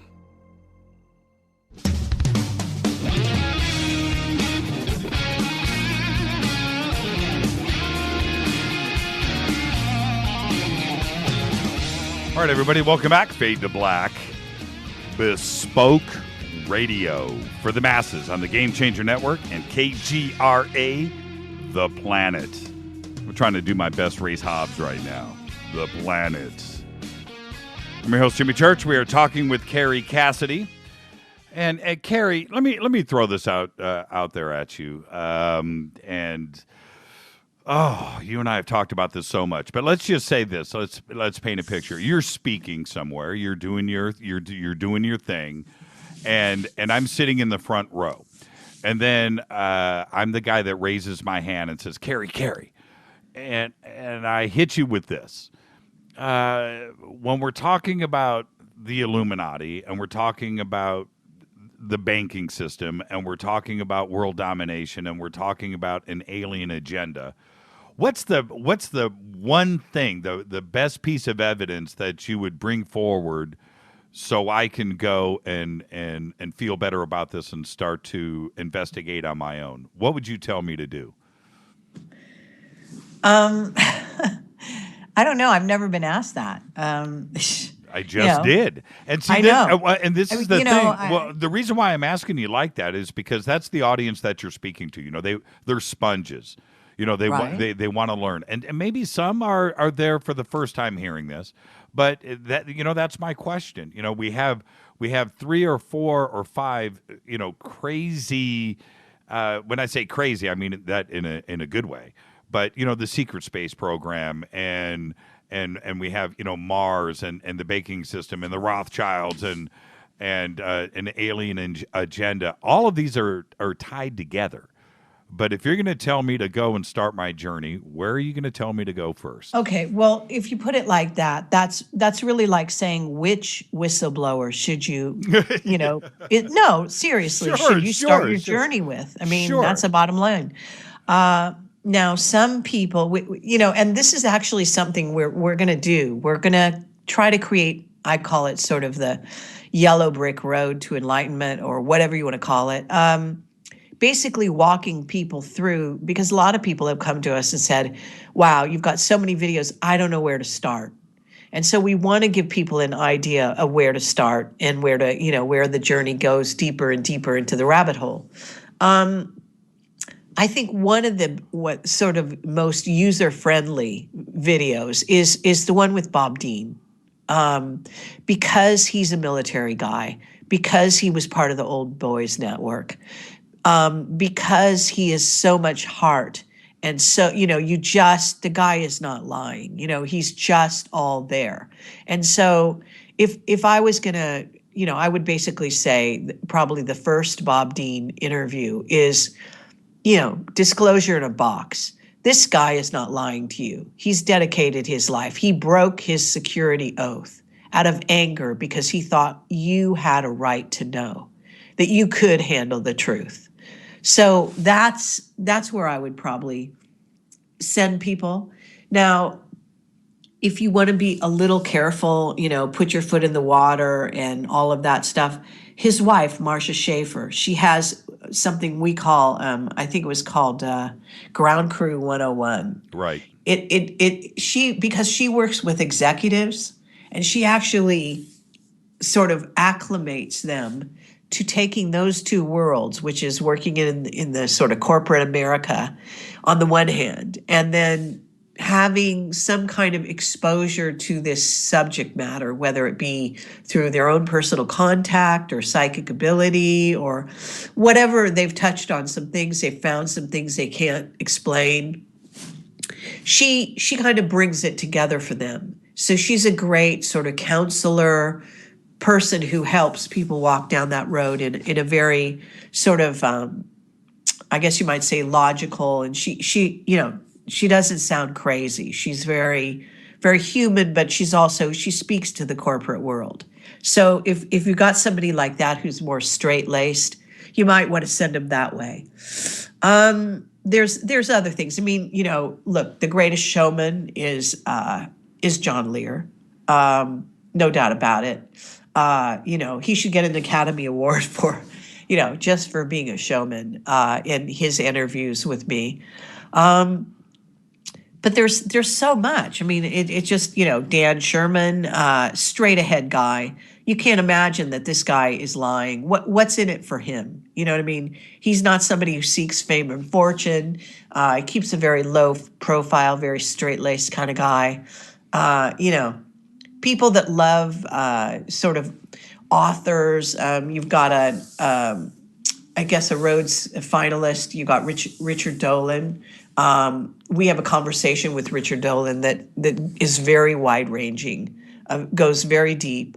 Probably one of the better ones out there, I would imagine, that you could even find.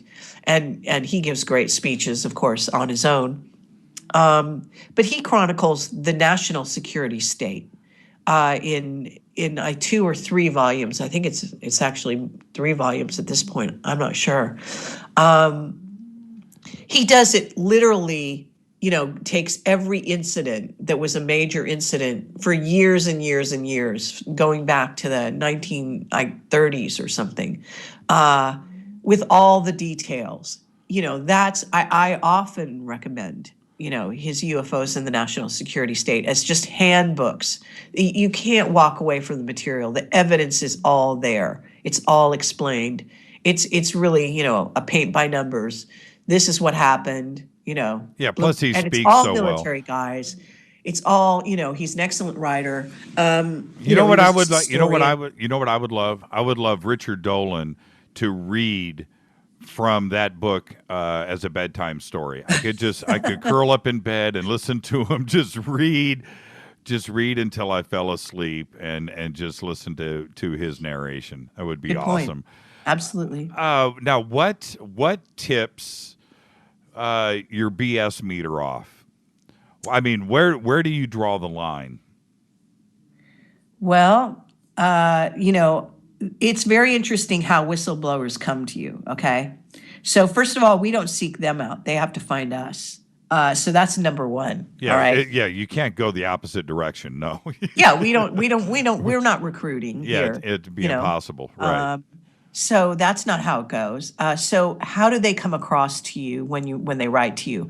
I've got people who write to me. They tell me they're Satan. They tell me they're, they walk on water. They're Jesus. They're whatever they are, and everything in between. I've got people that, brag about themselves endlessly on emails. I have people that, tell me legitimate stories that they really, they're really painfully trying to find their way through. Some who need, serious counseling. I have people that are completely wacky, who have been made crazy by what has happened to them, that I don't discount them. I have a very wide range. What I believe is, I believe that bits of truth come from the strangest places. So I'm not going to discount somebody out of hand, but I will hold them at a distance, right? And I very carefully choose who I interview, especially the ones on the Camelot videos. The radio shows, I'm looser. I will interview somebody once in a while. I will actually, I mean, you can even go back in my radio shows. I've got like 5 years of radio shows or something on my site. Every once in a while, I'll interview somebody who's completely supposed to be a whack job. And I give them the time of day. I've even been warned about, there was one particular guy who was pretty wacky and maybe borderline, threatening to certain people even. I don't know, but I at least will talk to them and listen to their side of the story. I find it interesting because I think that, we're in a crazy making universe. Because you have to be schizophrenic to live in this world, right? On the one hand, you have the mainstream. They're sailing along as if none of this has ever happened. And then you've got this whole other side of the story. And, it's a huge gap. Do you listen for, because you have such a vault, you've got the black vault of knowledge with all of your interviews and investigations that you've done. So is there a tip off when you're listening to somebody, just like you said, that it could be way out there, but then they say that one little thing and you go, holy crap. Okay. They're not supposed to know that. And then you start to take them at face value. That must happen? Yeah, I mean, bits and pieces. I also have a really good sort of intuitive psychic sense that has served me very well through Camelot, I have to say, and proved itself correct numerous times. And so I listen to that. It's whatever you want to call that thing. I try to also, I don't close the door. Like even if I have a really tried and true witness, I still listen to see, because I have to tell you that some of these people that come to us, they go back to work for the dark side after they speak to us. A lot of times they get re-recruited. It's a syndrome that started to happen with Camelot. They put these people out to pasture, and then because Camelot picked them up, they start to realize that maybe they discarded somebody who has value, actually. And it's a really strange, Norm Bergram, boom, he was gone. He's disappeared. Boom, he's gone into an underground base. That's it. Other people, that I won't name. Other people have actually been, killed for what we know, or threatened, sufficiently to where they had to pull back completely. It's crazy, out there, but I try to keep an open mind all the time. Because I know that, truth is stranger than fiction. I believe that. It's true. When you look at the world today and, looking at a couple of your past recent interviews that come to mind, and we can touch upon it a little bit, but I want more of your opinion. When you look at the changes in the world right now, and it seems like things are happening at a very fast clip. We've got Putin, we've got, ratcheting up of forces, we have ISIS, we have things just it's going on all the time in all directions. North Korea, just craziness. Is this something that concerns you? And what I want to say this correctly. What is driving this? Who is pulling these strings? Is it banks? Is it money? Or is there another agenda at play here? Well, I think that's a good segue to go to my most recent interview with Cameron Faley, because he's addressing that. The bottom line is that we have an agenda being played out on Earth, and that the Illuminati are following a playbook. It's been said to me time and time again, different people at different times and places saying those exact words. They follow a playbook. One of the playbooks is the Bible. Apparently, one of the playbooks is the Quran. And there are other playbooks out there. But the bottom line, as Leo Zagami said years ago to us, look, they want Armageddon. They have carved into the Georgia Guidestones their plans for planet Earth. It's out there. It's all out there. And our whistleblowers will substantiate that time and time again. So, so it's an overall agenda, but it does involve, as I say, it involves what I call robotic Superman. It's a drive to create a humanity 3.0. Mark Richards said it, I think, the best when he said that they really wanted a rather passive super soldier. In other words, they want someone they can order around, but who has super soldier capabilities. And I was just watching Agents of the Shield TV thing on Hulu the other night. And, that's the storyline there. They're basically creating X-Men. and that's the bottom line. Right. And they're doing it to all of us. So don't think that you're necessarily escaping it. The bottom line is that the nano is in the chemtrails. That nano is supposed to go in and augment your physicality. And there are clues in the movies and the television shows, et cetera, et cetera. God, there's so many clues out there. The agenda is everywhere. Sorry. You need a cough button. Yeah, sorry. When it comes, okay, Cameron touches on a couple of, he touches on about 100 points in this latest interview.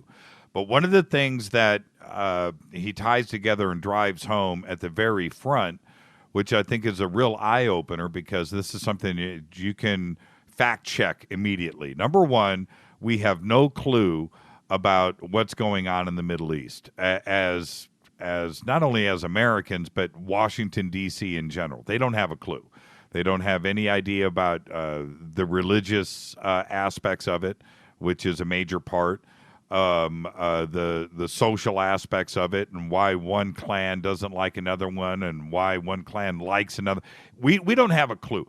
We don't understand what is driving the Middle East. We don't have a clue, but we started it.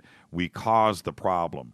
And then what was behind all of that is the banks in general and what's going on in a global sense, not only in Iraq, but and how that feeds the rest of the world. And we are right in the middle of that.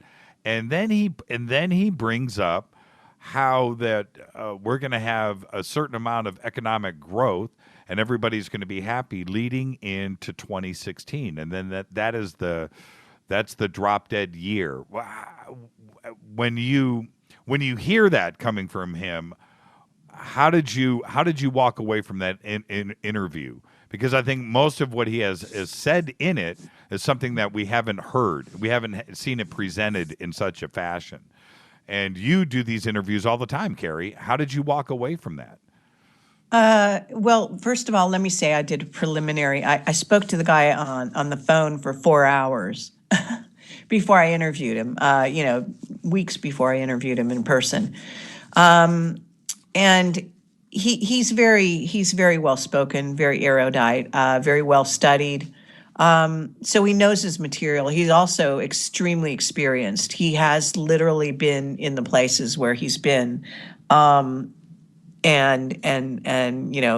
so this is all absolutely accurate. What can I say? What is interesting about the interview, and I don't necessarily, let me say up front, I don't necessarily agree with his conclusions, okay? Because once you start adding up all the dots and think you know where you're going and you put a timeline on it, that's when you get into trouble. So, but let me say that he goes back to the Dan Burish information. So that for those in Camelot that have been with us for the whole time, those were from the early days. When Dan Burish was talking about timeline 1 and timeline 2, he's literally going right back there. He is embedding in his stuff literally stuff from that interview that's right there. So he comes at it from a different point of view. It's a religious one, but it's one that is steeped in, ancient texts and things that have told him this stuff in various ways. He's also, he's an insider in the banking sector, and his family has been consulting with governments, the Iraqi government for one thing, as well as other factions, getting them to get along, etc. So they've been sort of you could imagine he's had access to a great deal of information that can steer him in certain ways, get him to look, once he has a piece of information, he can go to the Bible as a religious scholar, he can go to the Quran, and he can start looking for where that might apply. So that's in essence what he's doing. On top of it, he's a physicist, and so he's bringing a lot to the table in terms of if you look at Camelot, which is I've been going for now 9 years of information. He's picking up bits and pieces throughout Camelot that actually have been substantiated by our whistleblowers through time.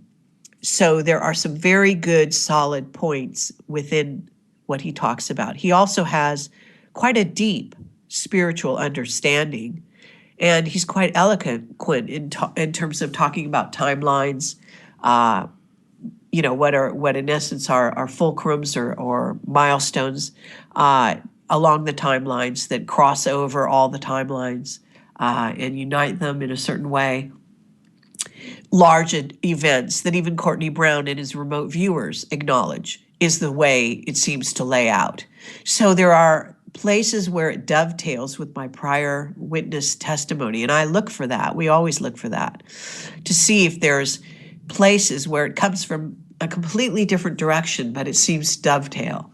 That's worth looking at. Are you saying but that? I have to say, well, let me jump in real quick. Are you saying that Cameron was getting his information from Dan Birish, or that there was a coincidence there in Cameron's research and it aligned up with what Birish was saying back in 86 and 87? I think it lined up. I believe he knows Camelot or bits and pieces of Camelot. He certainly knew Alex Collier's work, for example. Okay. But I don't think he's watched all the Camelot videos or anything like that. No, It's he just doesn't. That's why I'm asking. He doesn't hit Yeah. me like he's that No. kind of guy. I can't imagine him sitting through, 16 hours of John Lear. I just don't see that. It's Well, not. I mean, I think, he's a very serious scholar. So, Yes, I yes. think he does his research. And I think that he's always looking to see whether he's going to get something contrary to what he has gotten on a psychic level, because he believes he's in touch and getting certain information by virtue of sort of the spiritual level to which he's achieved, if you want. And I have to say that, Bob Dylan had a saying: to live outside the law, you must be honest. What that means, that's actually an esoteric statement about spirituality. What it means is that if you're actually true and your heart is true, you actually open doors, you unlock doors that then give you further information because you've proven yourself worthy. And he's talking about that spiritual path, and it's very clear to me that he's experienced it, so it's real for him. And that's important when he's delivering a testimony such as the one he is. Now, where does he go astray, if at all? I would say look, I have sent some of his information to a scientist we interviewed to get feedback on that. The scientist completely disagrees with some of his scientific conclusions, okay? I don't even necessarily agree with the scientist's conclusions, but I'm not sure I agree with Cameron either. In other words, the science is going to definitely be a place where people can find different ways of interpreting it. the evidence for Planet X, etc. But I'm about to release another interview, by the way. This has just happened. I mean, there are no coincidences, but little did I know when I went to England that I was going to be doing 2 interviews about Planet X. I had no idea, really.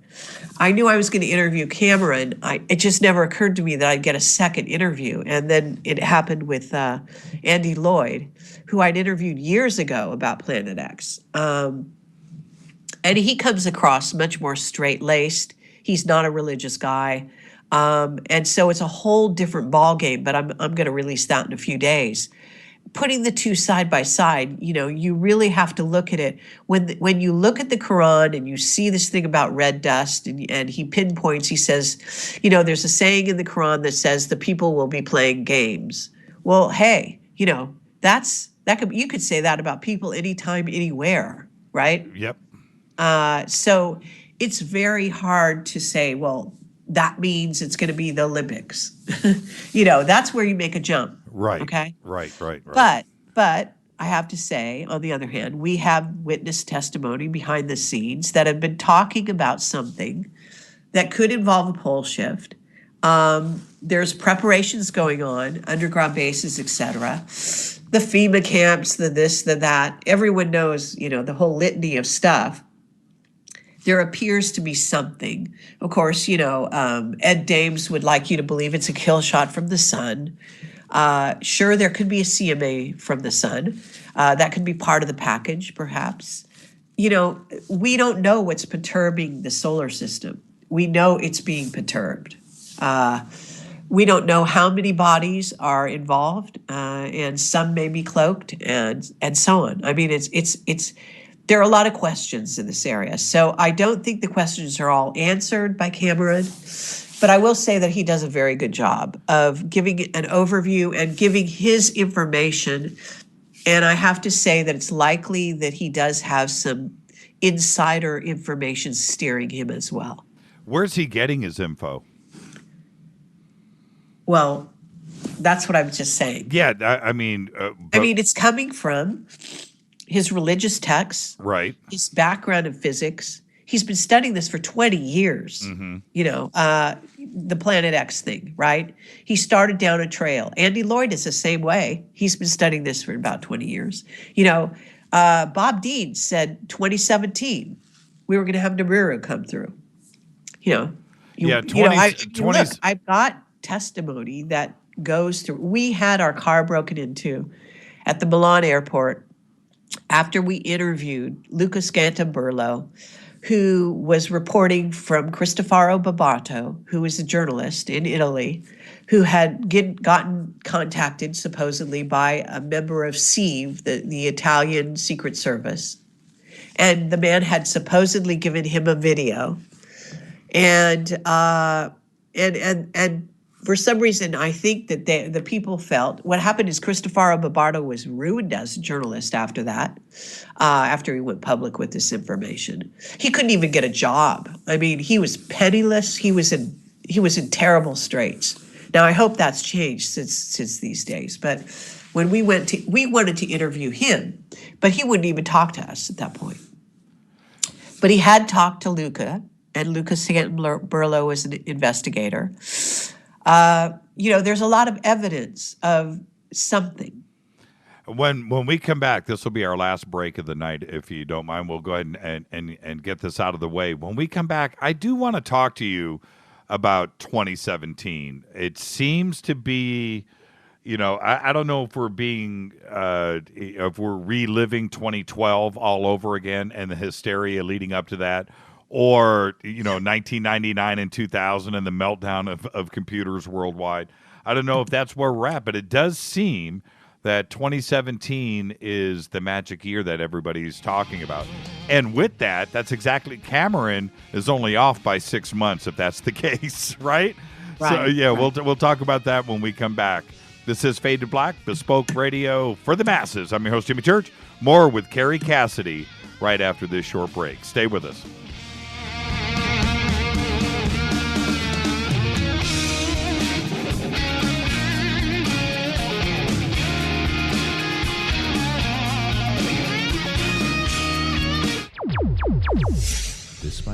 unpopular opinion. Reading a book will not make you smarter.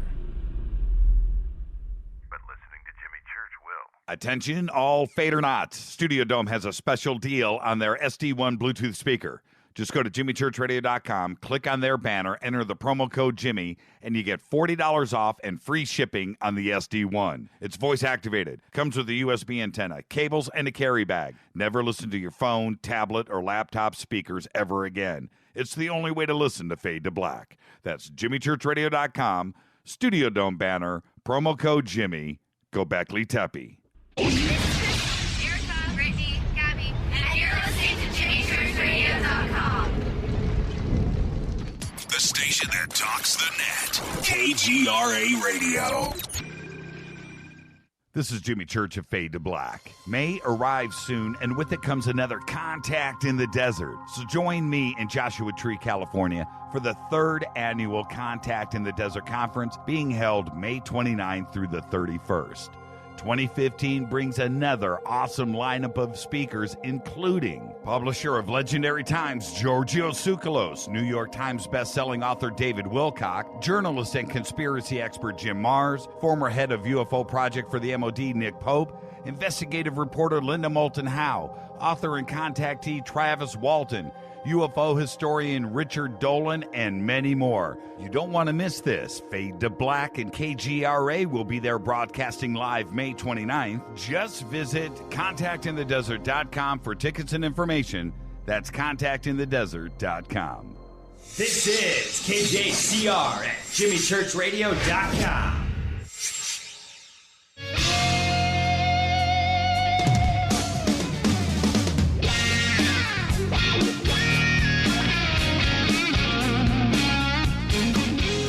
All right, everybody, welcome back. Fade to Black, Bespoke Radio for the masses. I'm your host, Jimmy Church, talking with Kerry Cassidy. Kerry, I was just listening to the Contact in the Desert commercial there, and you're not going to be speaking there, but what are you doing? You're always doing something really cool. Where are you speaking next? Kerry, you with us? Oh, we didn't lose Kerry, did we? Let me pull this up. She looks like she is there. Oh, she's probably taking a break. All right, you know what I'm going to do? I'm going to open up the phone lines. 323-825-5045. 323-825-5045. And when Kerry comes back to us, we will have phone calls waiting for her. This is part of her punishment. Kerry Cassidy. You know, this is, Kerry, are you there? Yes. Okay, well, in your absence, I decided to open up phone lines. So there you go. Okay, cool. 2017, with all of your connections out there, why is it that 2017 seems to be the date? I get email about it every single day now. Really? Well, that's interesting. I mean, like I said, we've heard for a long time, for example, that they had to achieve their economic goals and the changeover with the monetary system during 2015. That was told to us a while back, so that cropped up in those terms. Now, we have also heard they're behind schedule, but the bottom line is, it seems that we've heard. 2015 was the year for the economic issue, the whole changeover and all of this stuff. And it's happening right in front of us. It seems to be. It seems to be. So let's grab. Then we got a lot of stuff about 2016. There are people who've latched onto that date, and like I said, always, and this is years ago. Bob Dean said 2017. We have somebody else, another whistleblower, who said 2017. Hi, Dino. Say hi to Kerry Cassidy. Hi. I don't want to blow anything. I know you had to blow your nose, so I'm not going to be snotty with you, Kerry. Whatever. So please take this in the right vein. I've been trying to get in touch with you for a while. I don't know why we've ever not crossed paths. I'm a NorCal boy myself. But specifically, you were mentioning a while ago about Mark Richards, and everything you do is entertaining to me. And we worry many of us that are Fadernauts, we want to know the truth, of course. And what bothers me specifically is that it touched me a bit. I'm not claiming to be the best bud, but I knew Robin Williams ever since he was 19, okay? And our paths crossed. We performed a couple of times together. When I watched your third, Mark Richards, and again, it wasn't an interview. You're an amazing Gemini. You have boundless energy. I admire you for that. But you did everything from memory. I don't know. You mentioned earlier about how you got into with his wife to Vacaville. But right. I mean, we're taking it all on faith, and I'm not accusing you or anything, but it really upset me personally. It really upset me that Mark Richards, I mean, I don't know how this guy, you say people approach you, but what his credentials are, I mean, we have to go all on faith, but how he could say that they offed Robin. I knew Robin, and I knew he was a Cancer Leo cusp, and I knew he had kind of a quiet inward side ever since I met him when he was 19. But he was a good person. He loved his kids. And I told Jimmy a few weeks ago, I said, I got to talk to Kerry, because this is what Mark Richards just brings up, that because Robin had a relationship with him since Marin Junior College, that they came after Robin, like they do a lot of Well, it wasn't, comedians. that's not how it's put. It's not because he knew, because they were friends from college. I mean, that's just a reality. They were friends from college. What Mark is saying is that, it struck him as wrong, that basically everything he knew about Robin indicated that it was a hit. And I have to say, on a psychic level, I got that it was a hit. There's no two ways about it. I just have no doubt in my mind, strangely.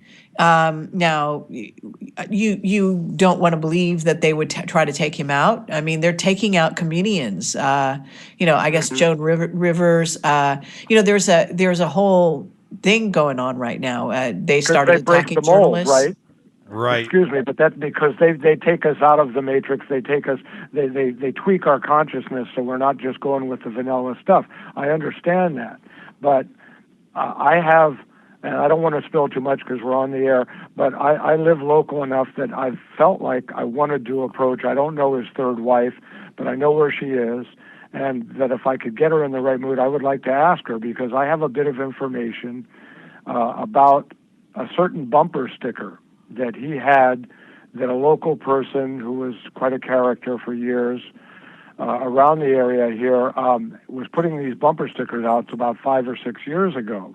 And they dealt with some extraterrestrial stuff. That's all I'll say. I don't know if you're aware of them. Very unusual. Uh-huh. The man's named Dave. That's the man. But they put these out.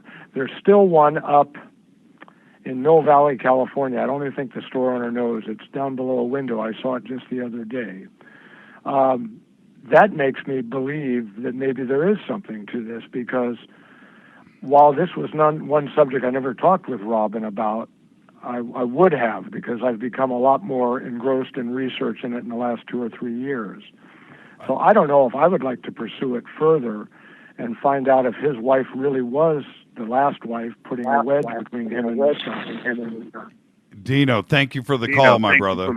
Yeah. Okay, we have to meet sometime, Kerry. We have to meet. Okay, we've got some weird echoes going on, Dino.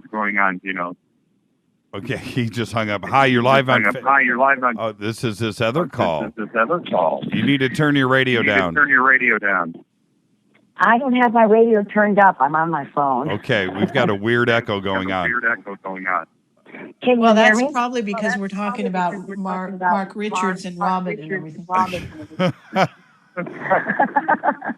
Is this Allison? Yes, sir. Okay, it is. ask your question real quick. I'm going to shut up. All right. Well, I've been blowing up Twitter all night long. And first off, I just want to say, Kerry, I followed you just about down every rabbit hole that you have presented. I so admire what you're doing. And just thank you for everything. Thank you. Thank you. Thank you. Oh, yeah. You have no clue, doll. All right. Cameron Sally. He has one hole in his theory as far as I'm concerned.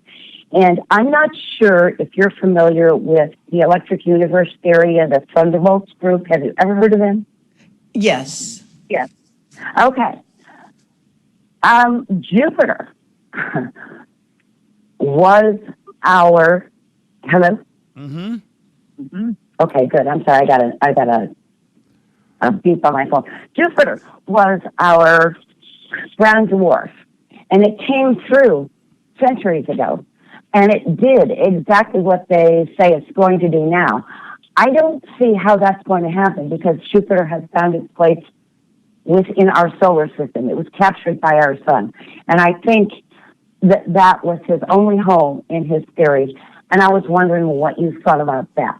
Thank you so much, Allison. Thank you so much, Allison. Bye-bye. Okay, well, I have to say that when I released the Andy Lloyd interview, he researched from a scientific standpoint. He calls it the dark star, the brown dwarf. And I can tell you that we were told a long time ago from a top whistleblower that we were a binary star system, and they weren't talking about Jupiter. They were talking about a second sun. Now, in what Andy Lloyd does say in this new interview is that he thinks it's a sub-brown dwarf. By that he means it's not as big as, I guess, scientists are starting to modify their information about brown dwarfs and saying that some are smaller and they're calling them sub-brown dwarfs for what it's worth. Right. And that a sub-brown dwarf is the size of Jupiter that happens to be about the size. It's still a very large, brown dwarf for, it's a sun, which is, a certain type of a planet with possibly definitely other bodies that circulate it. And it does move in a different kind of orbit in respect to our solar system. This is what whistleblowers have told us long before Cameron ever hit the scene. Mm-hmm. Now, Andy Lloyd does believe in that point of view as well. It's interesting because the person who told us in the early days that there was a brown dwarf second sun in our system, or that comes through periodically, said that it was common knowledge in the halls of the secret space program, that it wasn't even, a big deal, that it was just known. For what it's worth, I'm just saying, I don't know. Do you know who else said it? Go ahead. Arthur C. Clarke. There you go. Yeah, he said Jupiter was going to become our second sun, and it was going to reignite. Well, let me qualify that, because Bariska talked about what they tried to do on Mars, and they tried to create a second sun out of Jupiter. They've already done that. They already tried. They didn't succeed. Now, it may happen again in the future, or it may be triggered on purpose to happen. But I can tell you, if you watch my Bariska interview, this young boy with total recall of his prior life as a soldier on Mars, that was one of the things that they were working very hard on, was to create a second sun in Jupiter. You want to take another call? You ready? Happy to. Hi, you're live on Fade to Black. Say hi to Kerry Cassidy. Who's calling? Hi, Kerry. It's Cortana. Hi. Hi, Cortana. Hey, okay, so I've been wanting to ask Kerry this for months, but speaking of, playbooks and all these, agendas and stuff, okay, so with movies like 50 Shades of Grey and Twilight and even, Gone Girl, that movie's the devil, portraying, all these, really dysfunctional relationships and very abusive, and all these women are totally, attracted to it. Do you think that there's an agenda behind that? You want this. This is great. Yeah, I think it's I think it's a sales job, to be honest with you. I think they're selling, S&M. I think they're selling torture. I think they're selling certainly Satanism and vampirism. I think Cameron Faley actually said it very well when he said that they were basically displaying everything of what they are. They are now and so violence towards women. Yeah. They're just so flagrant about who they are and what they're about. I mean, if you spend any time in England, the amount of satanic stuff that's just out in the general public. I mean, you can't get away from it, really. And I saw an exhibition in Paris over a year ago that was all about Satanism. It was, paintings that the Illuminati obviously unearthed from their, garages or whatever, master works that were all about Satanism. And it was proudly displayed in an exhibit at the Musée d'Orsay, which is a fabulous museum in Paris. It was very hard to even go through it, but I wanted to see what they were up to, so I checked it out. This is what's going on. It's in the newspapers in Britain. It's everywhere. Yeah, it's like they're selling something that's like, oh, young women, you should totally want this kind of abuse towards you. Like, oh, this is hot, this is sexy, right. this is right. Yeah, and it's really disturbing, especially to see like women in my own age group and even younger, being like, oh, but this is the most romantic thing ever. It's like, ew, no. No, they're really selling. Yeah, I wanted to get your opinion on that. They're selling bloodlust. Warner Brothers has. I mean, there were so many movies that were, you look, or TV shows, TV series that are all surrounding vampirism. I mean, there's so many of them. I couldn't even, I lost count. God, wow. Also, like one more thing. So you're talking about like screenplays, and do those still exist? And also, would you consider making them into video games? I do game art, so I was wondering, like, what do you think about that? To get the message out. Yeah, we want to create actually the Camelot journey game. It's called Project Light Warrior, and we actually put it up there quite a while ago, and then we didn't have any money behind us. But at some point in the future, if my Project Camelot TV sort of plans take off, what I'd like to do is create a game that's cinematic, but at the same time a real journey game that will involve steps along the path and learning all about going down the rabbit hole and the whole 9 yards, all the Camelot information. So yeah. Thank you so much. Yeah, that would be amazing. I'd love to help with that. Cool. Stay in touch. Thank you, Cortana. By the way, my boyfriend Stonewall totally thinks you're awesome, Jimmy. Thank you, Cortana. All the best. All right. Bye. Bye. I was told this was, like 30 years ago when I first arrived in Hollywood, and back then in the 80s when the Sunset Strip was out of control and, we had this huge music scene.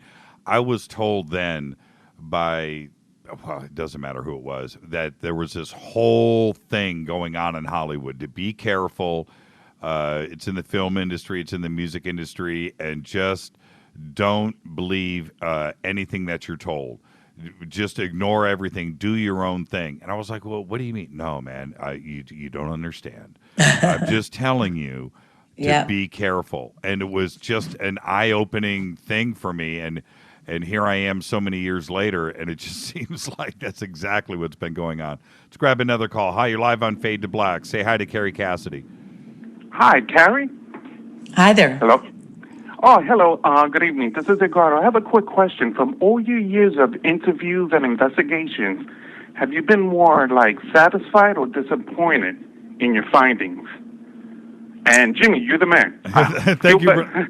Kerry, feel better. All right, bye. Oh, thank you. Thank you. Have I been satisfied or disappointed? Well, I have to say that, I've been, it's beyond my wildest dreams. I think it's, it's a fabulous story. I'm still following it. I learn every day. I meet some of the most amazing people on the planet. I learn, stuff that a lot of people will never learn. So, I mean, it's a mystery, and it's a mystery worth following and worth knowing about. It inspires me to get up every morning and find out more. So it doesn't depress me, contrary to what a lot of people kind of think about the material. Sometimes they think, oh, it's a downer.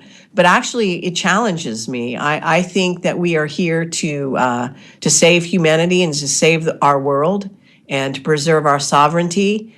And as far as I'm concerned, I'm fighting the good fight. So, it's inspiring what I do. I'm fascinated by it. With you've got a couple of things that you're working on right now. I want to talk about those really quick. One, when and where are you doing your radio show now? How are you doing that, and where can people listen to you and when? Okay, well, I've been, my live stream channel, many people will know the Camelot live stream channel if you pay attention on my site. So we have a YouTube channel, but we also have a live stream channel. And I have been doing my show as a, basically video, TV, instead of just radio, I do it over live stream. So I'm live, and my guest is usually live on live stream, and I do it on Wednesdays and Thursdays nights, usually around 7 p.m. Pacific time. That's kind of standard. If I have a guest that is in Europe or somewhere where they can't make that time, then sometimes I'll do it earlier in the day. Basically, I announce it on my site. I've got a whole list of things that I've done on live stream, and go to the channel. It's got tons of stuff on there. Most of them I try to take into YouTube, cut. I put, titles at the front and the back. That's about all I do to it. And then upload it to YouTube as well. So most of them have made the journey over to YouTube as well. So you haven't missed them if you paid attention there. We are creating or trying to create Project Camelot TV. We're going to do a crowdfunding to raise money to get it off the ground. I'm going to be creating this TV channel that will allow for whistleblowers, authors, researchers, all the kind of usual suspects, people that have been contributing to Camelot all these years, giving them TV shows, whether it's an hour or 2 hours on the channel. It'll be a virtual channel, so we're probably going to use YouTube, Google Hangout to go live over. That seems to be the best, least expensive software out there. And then it'll just go onto the YouTube channel as everything else does after we broadcast live. So we're bringing the top hosts. I'm hoping to aggregate, it's a time to come together as far as I'm concerned. We have to sort of batten down the hatches and work together instead of being at each other's throats, so to speak. So I'm hoping to bring a lot of the well-known people that I've interviewed, give them their own shows, and really give programming to mainly news and commentary to begin with. That's my cat in the background. And so on. So that's what we're looking at in the near future. And you're going to build a real, you're going to have a set. You're going to have that mainstream media look, aren't you? We're going to try. I love that pause. I loved that dramatic pause. That was great.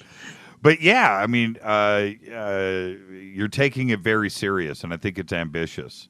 And, if there's any way, we can be involved, I would like to be there. I wanted to ask you this one question.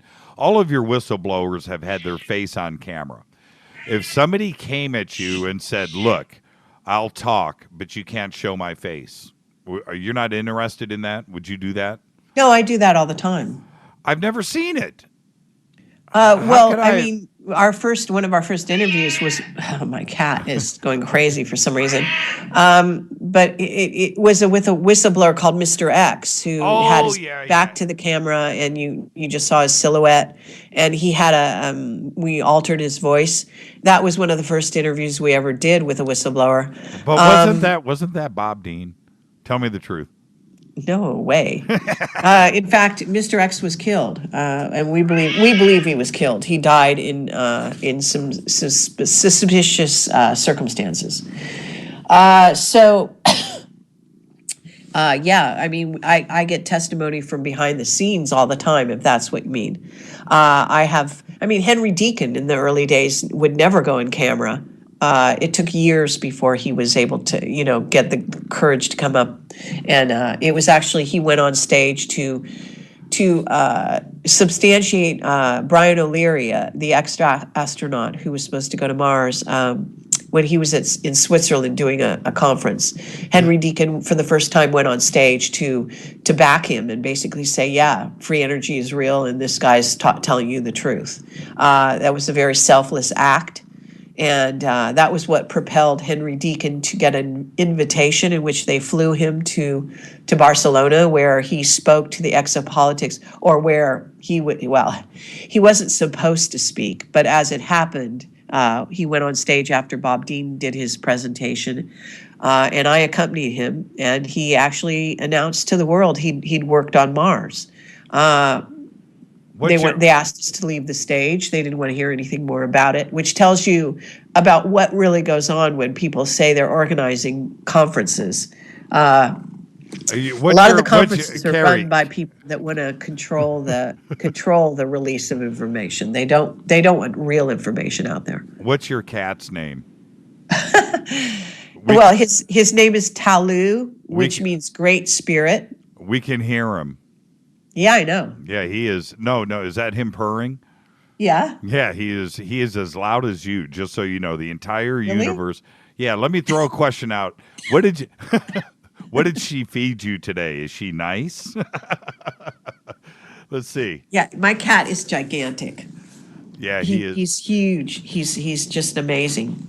I got to thank you, Kerry. It was another fun day here on Fade to Black with you, and always having a great time. Is there anything? Your next speaking engagement is where?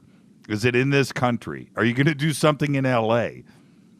Actually, I don't have a next speaking engagement at the moment. I may do some speaking in England in June if things work out and I manage to raise some money for a ticket or something.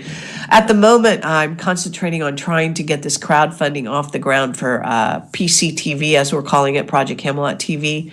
So we really want to try to do that, and so that's kind of my concentration at this time. I'll continue doing interviews. I'll do a lot of live interviews, like I say, Wednesday, Thursday nights, whenever possible. This week I have to get over my cold, so you're not going to see me doing that. But next week I'll have, actually Kesh will be on next week. He wants to come on to Thursday, but if I can't, speak and breathe at the same time, right? I don't think that's a good idea. But he's starting an institute, so he wants to report about that. I've got another, I'm always looking for people to bring on the show, so we're always doing that. And if you go to the front page of Camelot, you can actually see where I've got the latest live events that I've done on live stream and so on. Thank you so much, Kerry. I had a great time, and we've got other stuff we need to talk about off the air tomorrow, and we will do Absolutely. that. Thank you so much, Kerry. All right. Thanks, everyone. Thanks, Jimmy. Bye-bye. Bye. Kerry Cassidy, everybody, right up to the bitter end. Thank you so much, Kerry. Just a great night. I want everybody to remember tomorrow night, James Fox, right here on Fade to Black. Thank you so much, Kerry, and her cat. Go to projectcamelot.com, projectcamelotportal.com. Everything is there about Kerry Cassidy, and there you go. Thank you so much, Kerry. Fade to Black's executive producer is Rita Kamarian. Show is produced by Hilton J. Palm, Mark D. Kovar. Thanks to LJ3, Renee, Mark Dunbar, and Jonas. Announcers are Steve Harder, Gene Viteau, and Mark D. Kovar. Fady by Dale. Webmaster is Method of Signaling. Music, Doug Aldrich. Intro, the one and only Space Boy. Just go to spaceboymusic.com. Fade to Black is produced by KJCR for the Game Changer Network. KGRA The Planet. Don't forget, tomorrow night, James Fox. I am your host, Jimmy Church. I want everybody to be safe, do the right thing. See ya.